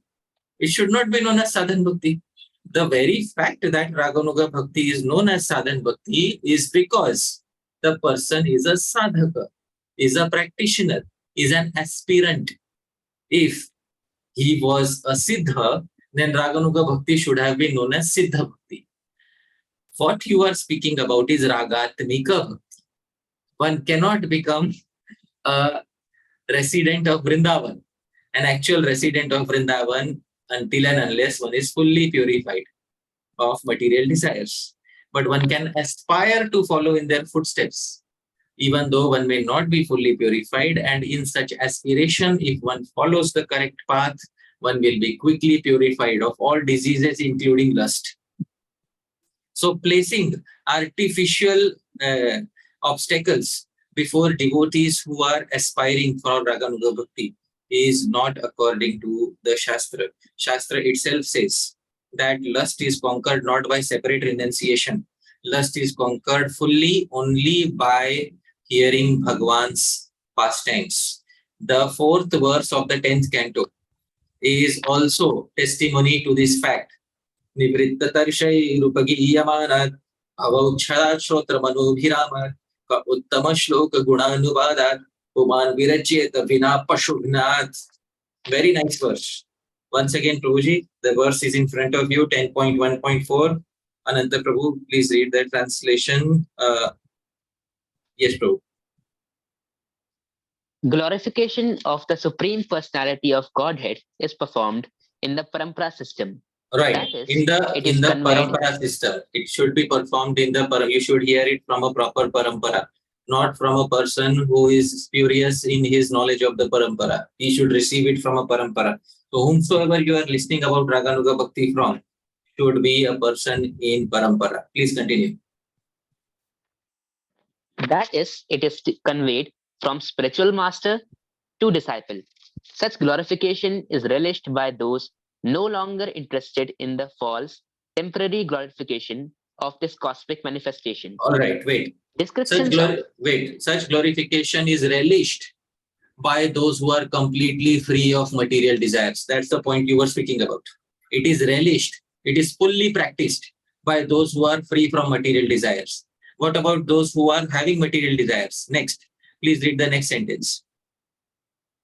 Descriptions of the Lord are the right medicine for the conditioned soul undergoing repeated birth and death. Yes. Therefore, who will cease? Please. So, descriptions of the Lord are the medicine for somebody who's suffering from material desires. Will you not give the medicine to the right person? Therefore, who will cease from such glorification except for a butcher or somebody who's killing his own self? Everybody should listen to Krishna Lila. The conclusion is right there in the Srimad Bhagavatam, that everybody should listen to Shri Krishna Lila. And only thing is, if somebody is not eligible for a specific type of Lila, if somebody is developing material desires by hearing Rasa Lila, then they should hear other Krishna Lila. But Krishna Lila, they must hear. Everybody must hear Krishna Lila. The Krishna book was written by Srila Prabhupada for public distribution. We distribute in this month of December. Anand Prabhu, do you distribute Krishna book to the general public? Yes or no? No, Prabhu, not as of now. No? You stop distributing Krishna? Currently, I don't get the opportunity to do so. Okay, but do other devotees distribute Krishna book? Yes or no? Yes, Prabhu. And right in the middle of the Krishna book, somebody opens the Krishna book. Right in the middle, they will find Krishna placing his arms upon the gopis. Is that good for them? I think no, until unless they are not well versed in the tattva. Of course, but the tattva will be explained to them by Srila Prabhupada in the beginning chapters. So if they read in the proper parampara system, in the proper sequence, it will ensure that the verse of the Srimad Bhagavatam comes true. They become freed from material desire. My request is to all the devotees, please don't place artificial barriers of vairagya. which are unachievable without performing the right process, which is listening to Krishna Lila. Vairagya is truly attained when one listens to the pastimes of Bhagavan Krishna along with his devotees. That Vairagya is long-lasting, that is Pakka Vairagya. And please do not impose artificial Vairagya outside of Bhakti as a prerequisite for entering into Raganuga Bhakti. For entering into Raganuga Bhakti, that is not a prerequisite. But for perfecting Raganuga Bhakti, you need to overcome material desires. So Srila Prabhupada correctly said that a person who wants to execute Raganuga Bhakti perfectly, that person needs to be free from material desires. But a person who wants to aspire for Raganuga Bhakti, he is a sadhaka. And therefore Raganuga Bhakti is also sadhan bhakti, bhakti in practice, not siddha bhakti. Alright? So this is what I would like to say. So anybody can aspire, even though they may have material desires. But perfection is only attained at the stage of freedom from material desires. That is my answer to your query. Thank you. Yes, Prabhu. Thank you so much, Prabhu. Next we have Shyamachandra Prabhu. Hare Krishna, Prabhuji. Can you hear me? Yeah. Thank you, Prabhu. It's a very good presentation.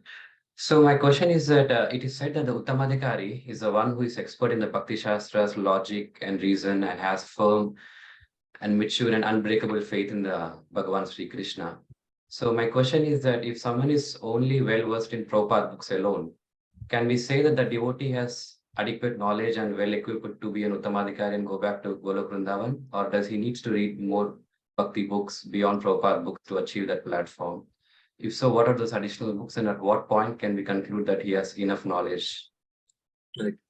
So in the previous session, Uttamadhikari was defined, and Uttamadhikari is defined as a person who has very strong knowledge of Shastric conclusions and firm faith. Firm faith you said in Krishna, but previous session we specified the firm faith is in Shastra Pramana.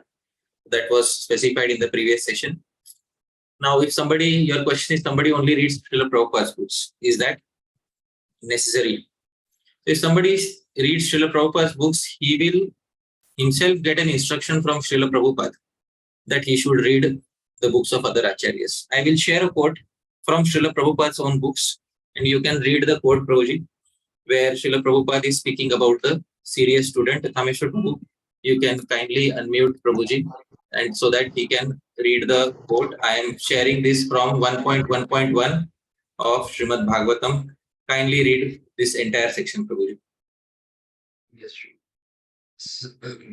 Within the past 500 years, many erudite scholars and acharyas like Jiva Goswami, Sanatana Goswami, Vishwanath Chakravarti, Vallabhacharya, and many others distinguished scholars, even after the time of Lord Chaitanya, made elaborate commentaries on the Bhagavatam, and the serious student would do well to attempt to go through them to better release the transcendental messages. All right. Why so? Especially he highlights Srila Vishwanath Chakravarti Thakur. Please read this next sentence. Srila Vishwanath Chakravarti Thakur specifically deals with the original and pure sex psychology, Adirasa, devoid of all mundane inebriety. Yeah, so Srila Prabhupada himself says, a person who will seriously read Srila Prabhupada's books will come across these sections. This is not the only section. In another verse purport, Srila Prabhupada himself specifies something about, I think it was Kanishthadhikari or something like that. Yeah, there was another section 1.2.8 or something like that, in where Srila Prabhupada specified that without reading such books, one becomes, devotional service becomes a disturbance on the path of devotional service. So in order to very clearly, if one reads Srila Prabhupada's books, then it will be very clear. Yeah, this is the paragraph, Prabhuji. Please read this, Prabhuji, once, Shyamchandra Prabhu. A sincere devotee must therefore be prepared to hear the Vedic literature like Upanishads, Vedanta, and other literatures left by the previous authority or Goswamis for the benefit of his progress. Without hearing such literature, one cannot make actual progress. Right. So without hearing such literatures, one cannot make actual progress. Now, this was written by Srila Prabhupada in his books itself. in 1.2.12. Yeah, I mean, basically, I mean, someone can conclude that that means Prabhupada books are inadequate, right? I mean, can someone make such a conclusion? No, it's not in. Why do we have to pit Prabhupada against the previous acharyas every time?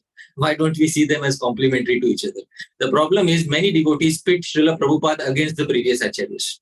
And this should be never done because Srila Prabhupada is not a separate link from the previous acharyas. Srila Prabhupada is he is completing what the previous acharyas have given to us. So why sometimes devotees have a tendency that either Srila Prabhupada or the previous acharyas. This tendency should not be there within us. We are receiving, it's like Ganga. Somebody may say, should I take bath at Ganga in Haridwar or should I take bath in Ganga Sagar? It's just the Ganga flow is coming from all the way up from the Himalayas. So we can't separate Ganga, at one place and say this is the Ganga that I need. Ganga is the entire flow, and we should respect the entire flow from wherever it is coming. So therefore, sometimes this distinction I slightly do not like, because we are pitting our own acharya against our own acharyas. So that is. Would you like to say something additionally? Because if you are satisfied with it, then please say. Please unmute him, Prabhuji.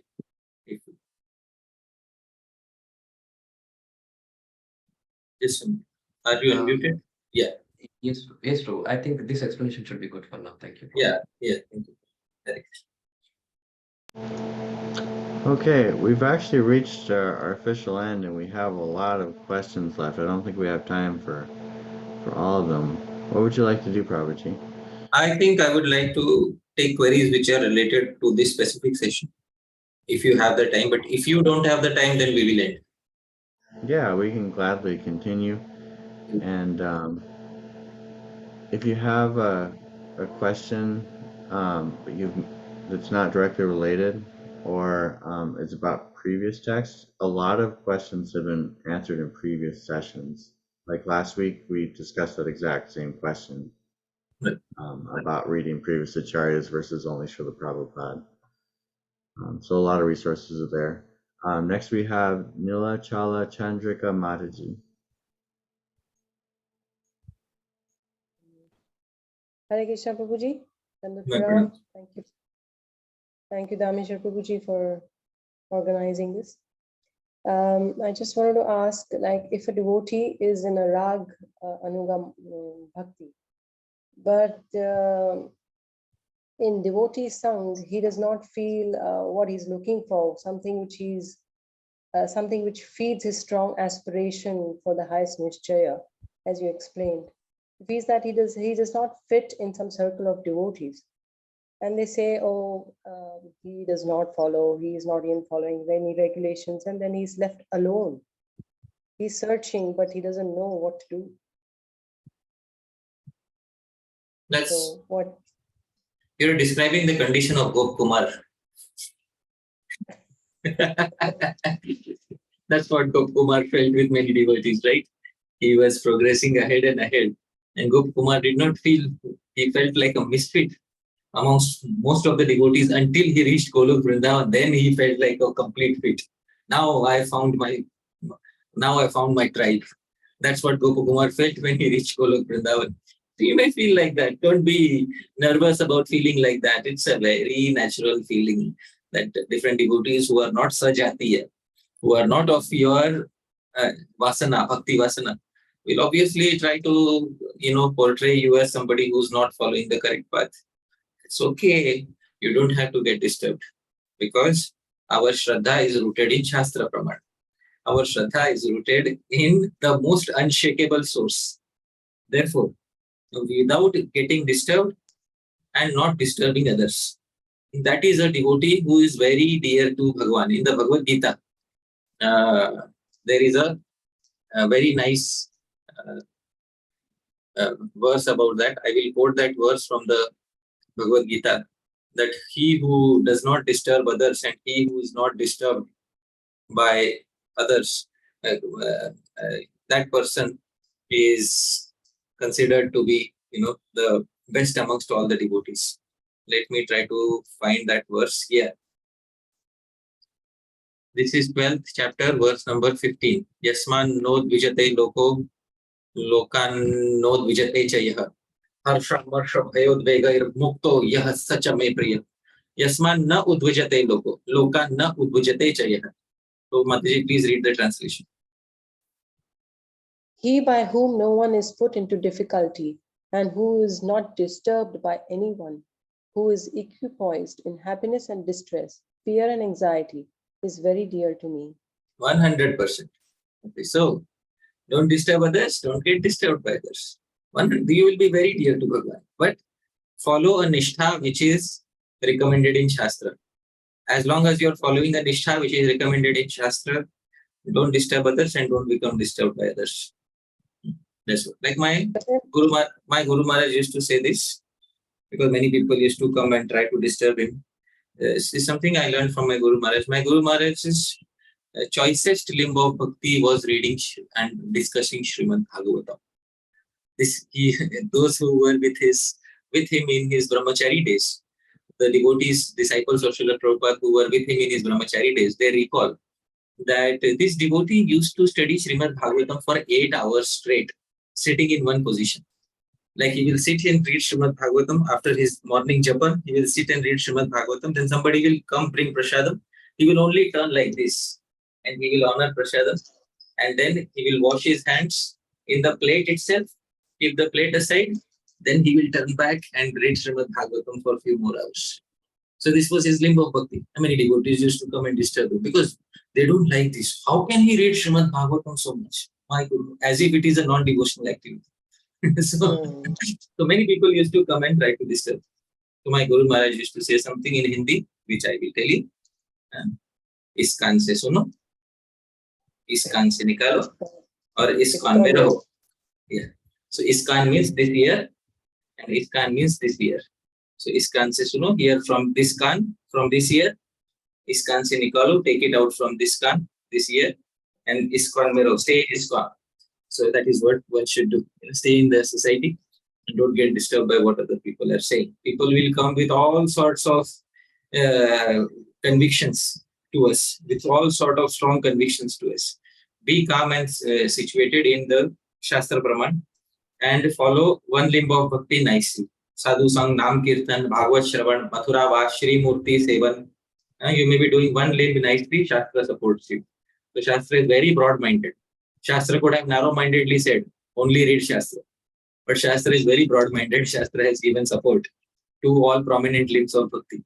So therefore, all glories to Shastra, which supports not only its own self, but thousands of other limbs of bhakti, so broad-mindedly. And therefore, Shastra is our praman. Therefore, Shastra is our authority in determining what is correct and what is not correct. All right, I hope this resolves your query. Yes, Prabhuji. Thank you so much. Hare Krishna. Hare Krishna. Next we have Ananga Mohan Prabhu. Hare Krishna Prabhuji, Dandavat. Thank you very much for such a nice presentation, which removes a lot of disturbances from one devotional life. Now my question is, Prabhuji, we are talking about the Bhakti Sanskar as well as the Sadhu Sangs for achieving the higher niscayah. But if Bhakti Sanskar, which are dependent on the previous lives, is not there, whether that Sadhu Sangha we are doing is not enough to create some Bhakti Sanskar in this life? Yeah, it can become sufficient. If you have that potent sadhu who can give a strong punch of Raganuga Bhakti. But in case you don't have that, then what to do? See, it's very important to have. If you don't have previous samskars, you will need some very strong dose. Because for most people, Raganuga Bhakti just doesn't click. How do I execute Raganuga Bhakti? Most important, how do I execute Raganuga Bhakti? It's not about how do I execute. If you have it, you have it. If you don't have it, you get it from somebody. And if you can't do both, then it's not going to happen. So it's not about what do I do to get Raganuga Bhakti. How do I start executing? If you have it from previous lives, you have it. If you don't have it, get it in this life from a very potent sadhu. And if both of them are not possible, then Vaidhi Bhakti is waiting for you with open arms. No problem. All right? It's not, Bhakti is not a path of,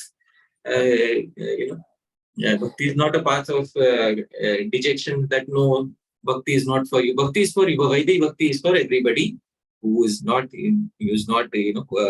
eligible for Raganuga bhakti. That's all right. But everybody wants the highest fruit from the tallest tree. Then for that you need some qualification, right? That's not going to, because that's not going to be an easily available substance. And many people will try to fake it. Many people will try to claim that I have it. Many people will try to, many people will try to take it as a competition. So because now it is told that it's the highest fruit from the tallest tree. So one has to analyze, one has to understand that it's not a competition, and not everybody will become eligible for Raganuga Bhakti. But if we are eligible, we will know it. It will be in our swabhav, in our nature. And if it is not in our swabhav, it is not in our nature, then we can aspire for it and try to associate with the sadhus who are, eligible for Raganuga Bhakti. If it is still not happening, then it means that it is not becoming a part of our swabhav. But Vaidhi Bhakti is always there, and the hope is always there. One should never give up hope, Asha Bandha, that someday I will definitely attain. All right? So this is answer to your query. Hare Krishna. Thank you very much. Next we have UKD. Oh, Uday Krishna Prabhu.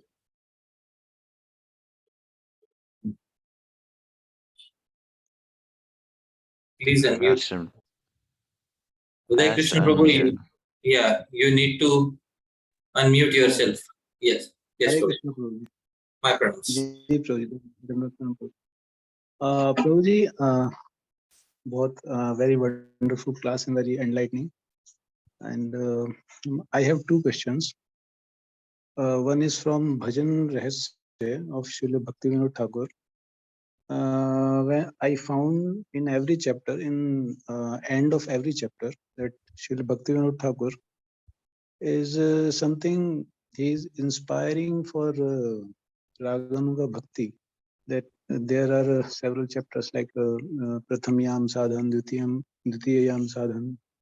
Right. So I'm just reading from Pratham Yam Sadhan in last of the chapter. Nishante Kirtane Kunja Bhanga Kare Dhyan Krame Krame Chitta Lagne Raser Vidhan. So in the first chapter, the name of the first chapter is Shraddha. In Shraddha, in the beginning of the Shraddha, Srila Bhaktivinoda Thakura is inspiring and I want to say inspiring to get the lobe for Raganuga Bhakta. Is I am correct in this understanding which is coming to me? 100%. Therefore I said every ISKCON devotee in the morning is told to aspire for Raganuga Bhakti. So Srila Bhaktivinoda Thakura also in the stage of Shraddha is inspiring devotees to get to the platform of Raganuga Bhakti. Because even though some devotees may have this conception that unless you are beyond Anartha Nivritti, you can't enter into Rag. You can enter into Rag Bhakti on the level of Shraddha. Because Rag Bhakti and Vaidhi Bhakti are two parallel tracks of Sadhan Bhakti. And you can begin with Vaidhi Bhakti, you can begin with Raga Bhakti based on your previous Bhakti samskars. Srila Bhaktivinoda Thakur himself being a follower of Raganuga Bhakti, therefore he is also imploring others to take up Raganuga Bhakti. It's very as simple as that. And if Prabhuji one do not have previous sanskar, then one can get this lobe from that Bhaktivinoda Thakur is mentioning in the first chapter itself. That in the last of the chapter, every chapter is inspiring towards Raganuga Bhakti. Yeah, sure. So for lobe, he is inspiring.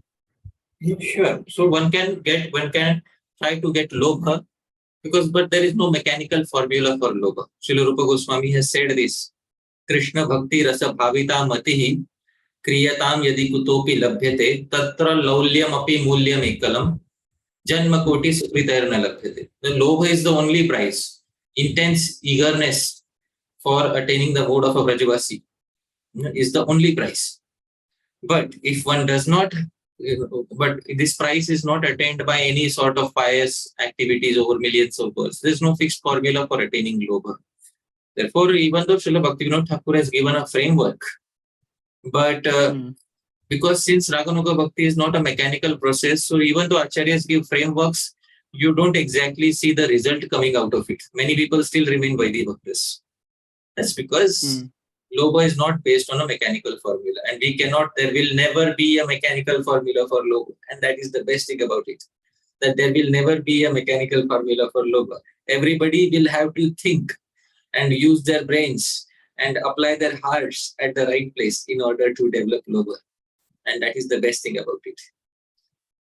So, Prabhuji, the second question is also from this book itself, that particular in the Shraddha, in the first chapter of Shraddha, like even before. All right, Pārṣada Prabhu, do you want to take the second question now, or do you want to go to other people? Let's take his second question and then we'll go to other devotees. Yes, Prabhu. Thank you. Yeah, please continue.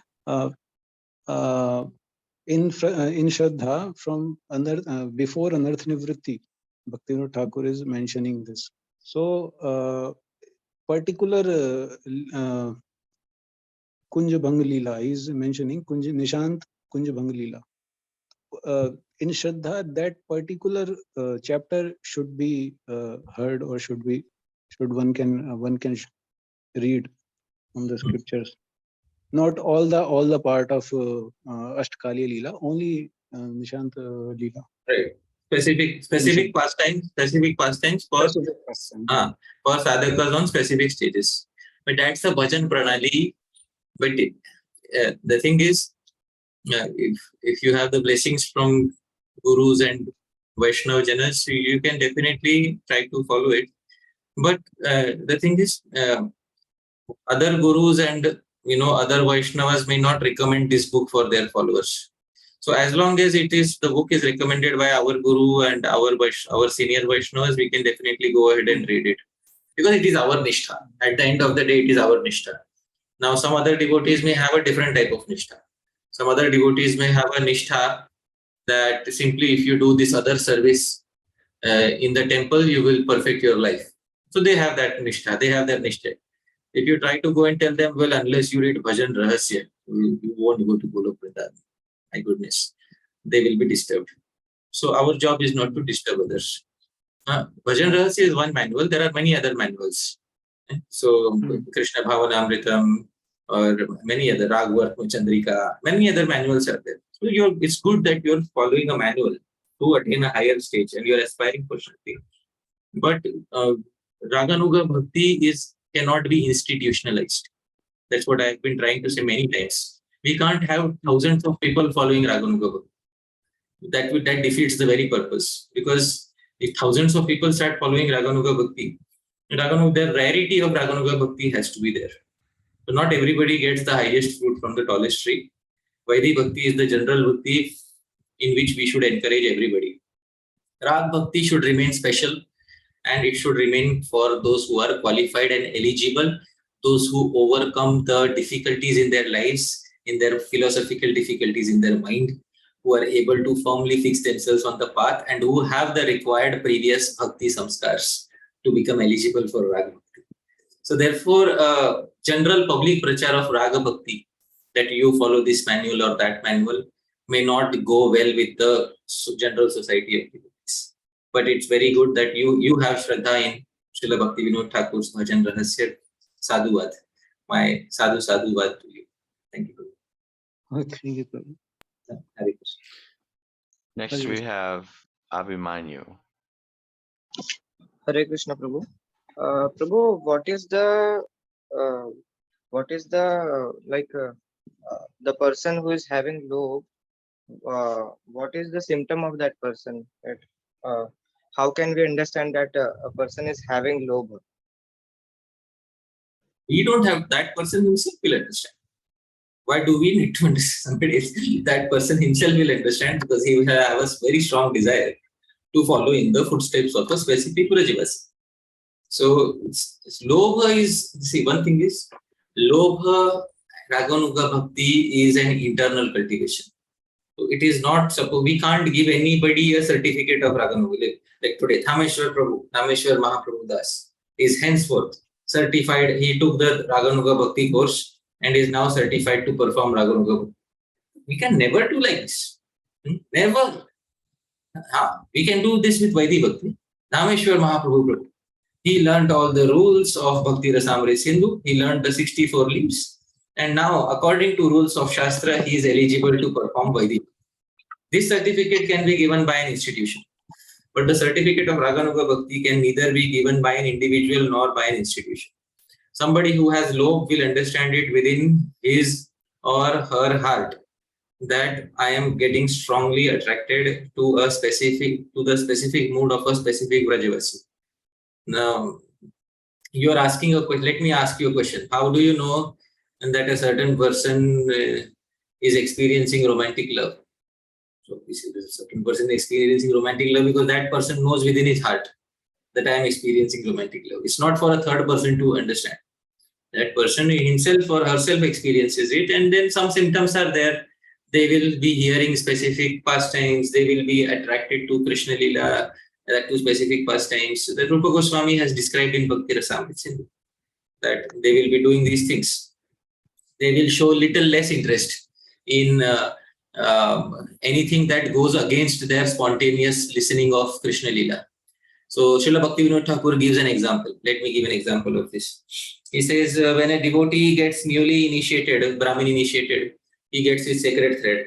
After getting sacred thread, he becomes a pakka at time. Oh, it's 12 o'clock right now. I have to perform my Gayatri Japa. Why? Because Shastra says so. So Vaidhi Bhakti is following nicely. Now, this candidate later, after many years, he develops lobha because of sadhu sangha or because of his previous samskaras.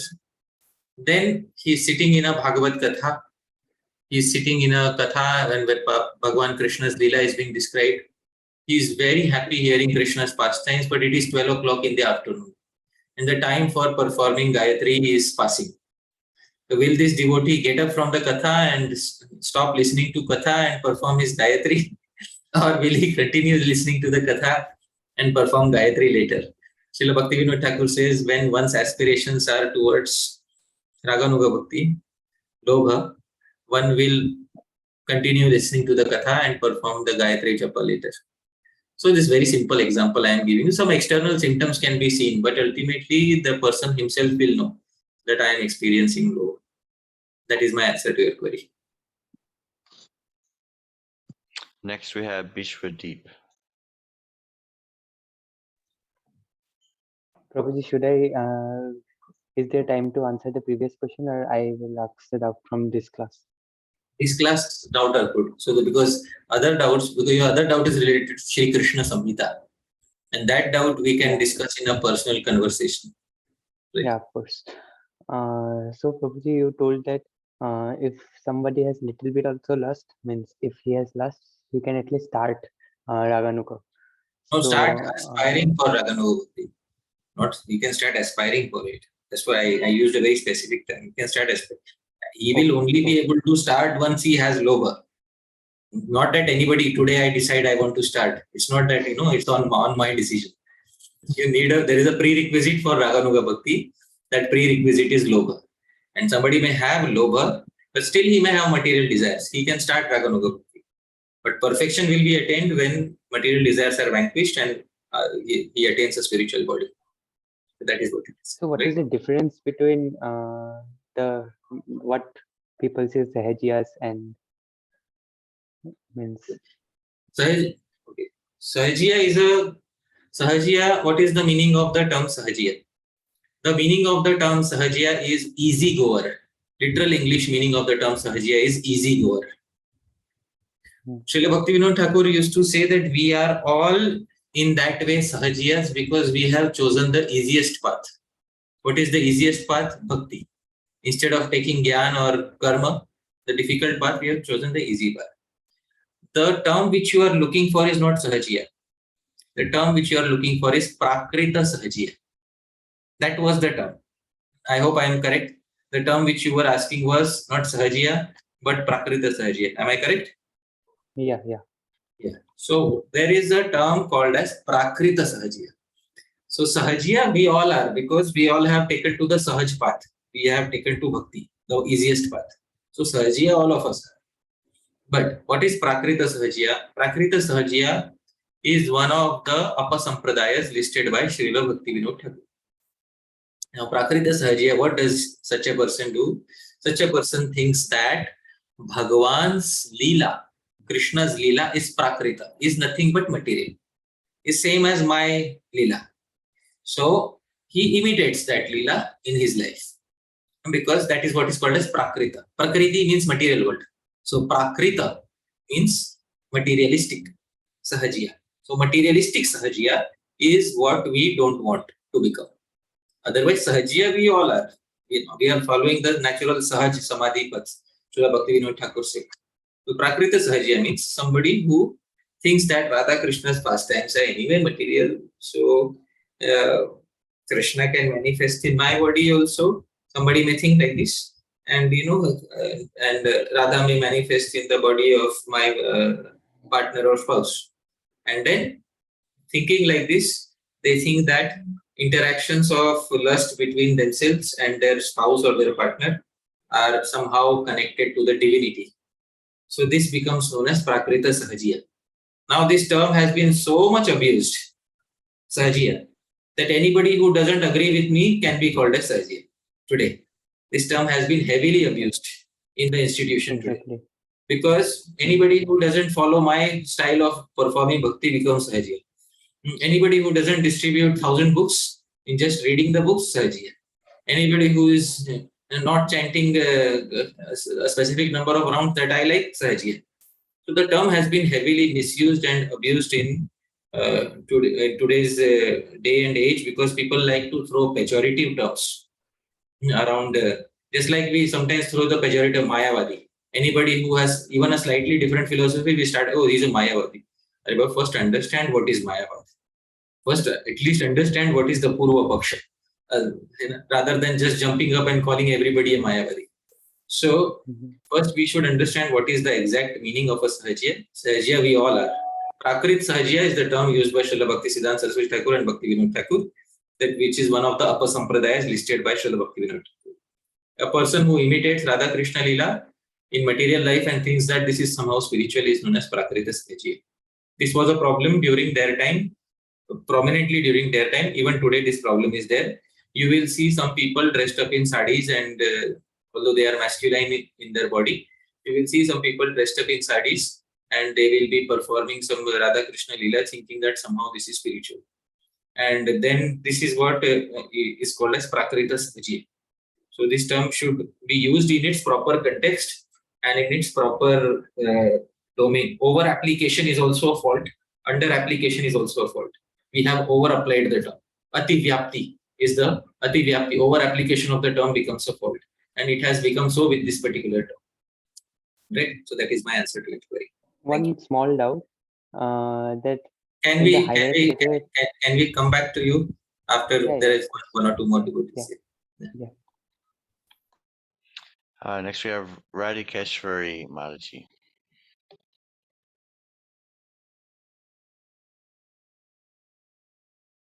Let's ask her to mute. Hare Krishna Prabhu, Dhanvat Pranam.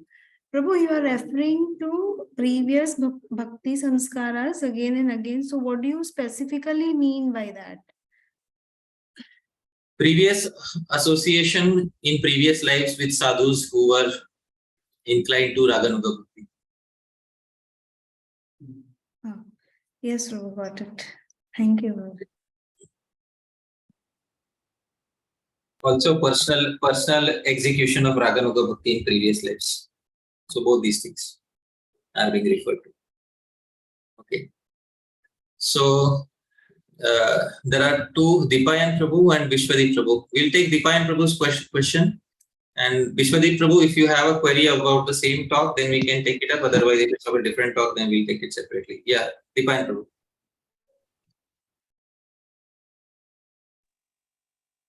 Hare Krishna Prabhu, thank you. Many questions. So one more, just to clarify, for Lobha, we require sadhu sangha. Anything like more details would you like to add? And also how to acquire sadhu sangha, or like how to recognize in these lines, if you could shed some light. Lobha can, not will, can manifest as a result of sadhusanga. I have to be very precise in my words. I am walking on a very tight rope here. Lobha can manifest as a result of sadhusanga. There is no fixed formula. I will keep saying this till the end of my life because Sri Rupa Goswami said this. There is no fixed formula for attaining lobha. Now, lobha is attained. How is lobha attained? That's the entire puzzle. That's what will keep you thinking. How is lobha attained? Sadhu Sangha is a very powerful way of attaining it, but there is no way is guaranteed. No method is guaranteed. Right? So ultimately, lobha is begotten by the sweet will of Bhakti Devi. Please try to understand. Lobha is begotten by the sweet will of Bhakti Devi. If Bhakti Devi doesn't have the sweet will to give you lobha, you may perform so many things you may not get. So, but doesn't mean that you cannot keep trying, keep following the recommendations. So whatever are being told here are recommendations, not formulae for attaining the desired output. These are recommendations. You follow. Bhakti Devi desires, you will get it. Bhakti Devi doesn't desire, you will never get it. And even after somebody gets lobha or something like that, one will only get prema if Krishna desires it. The Upanishad says, Yamevaisha vrinate tena labhyas.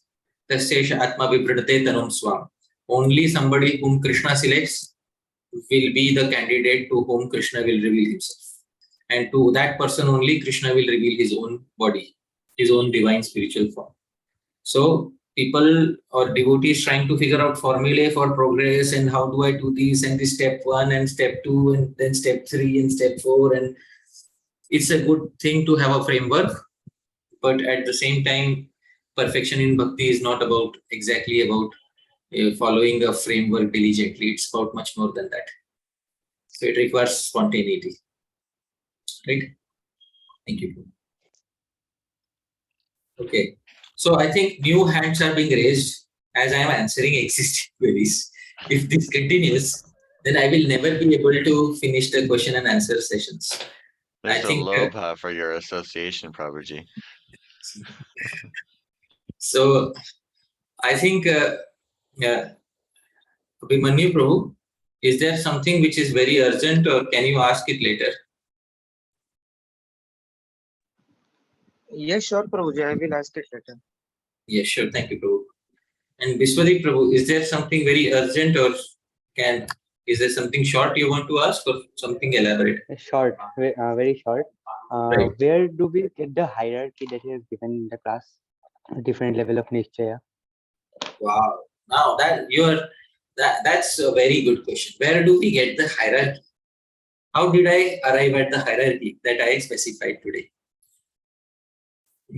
You're trying to reverse engineer my class. But it's very good. Yes, the answer is Ramananda Samvad with Sri Chaitanya Mahaprabhu. So Sri Ramananda Samvad with Sri Chaitanya Mahaprabhu is the Samvad which gives the hierarchy, this entire hierarchy that I specified today from. So it was all from Shastra, nothing from my own fertile imagination. It was all from our previous acharyas. That is what my claim to authenticity is, that I stick to the previous acharyas. So thank you, Vishwadeep, for asking the query. Thank you to everybody for kindly being here. And now I'll invite everyone to unmute and give a big thank you to Hari Pārṣada Prabhu. Thank you so much. Thank you, Prabhu. Thank you, Krishna, Krishna. Hare Krishna, Thank you very much. Thank you. Thank you very much. Thank you very much, Prabhuji. Thank you so much, Prabhuji. Thank you very much. Thank you. See you next week. Hare Krishna. Hare Krishna. Thank you so much. Hare Krishna. Sadhu, sadhu. Sadhu, sadhu.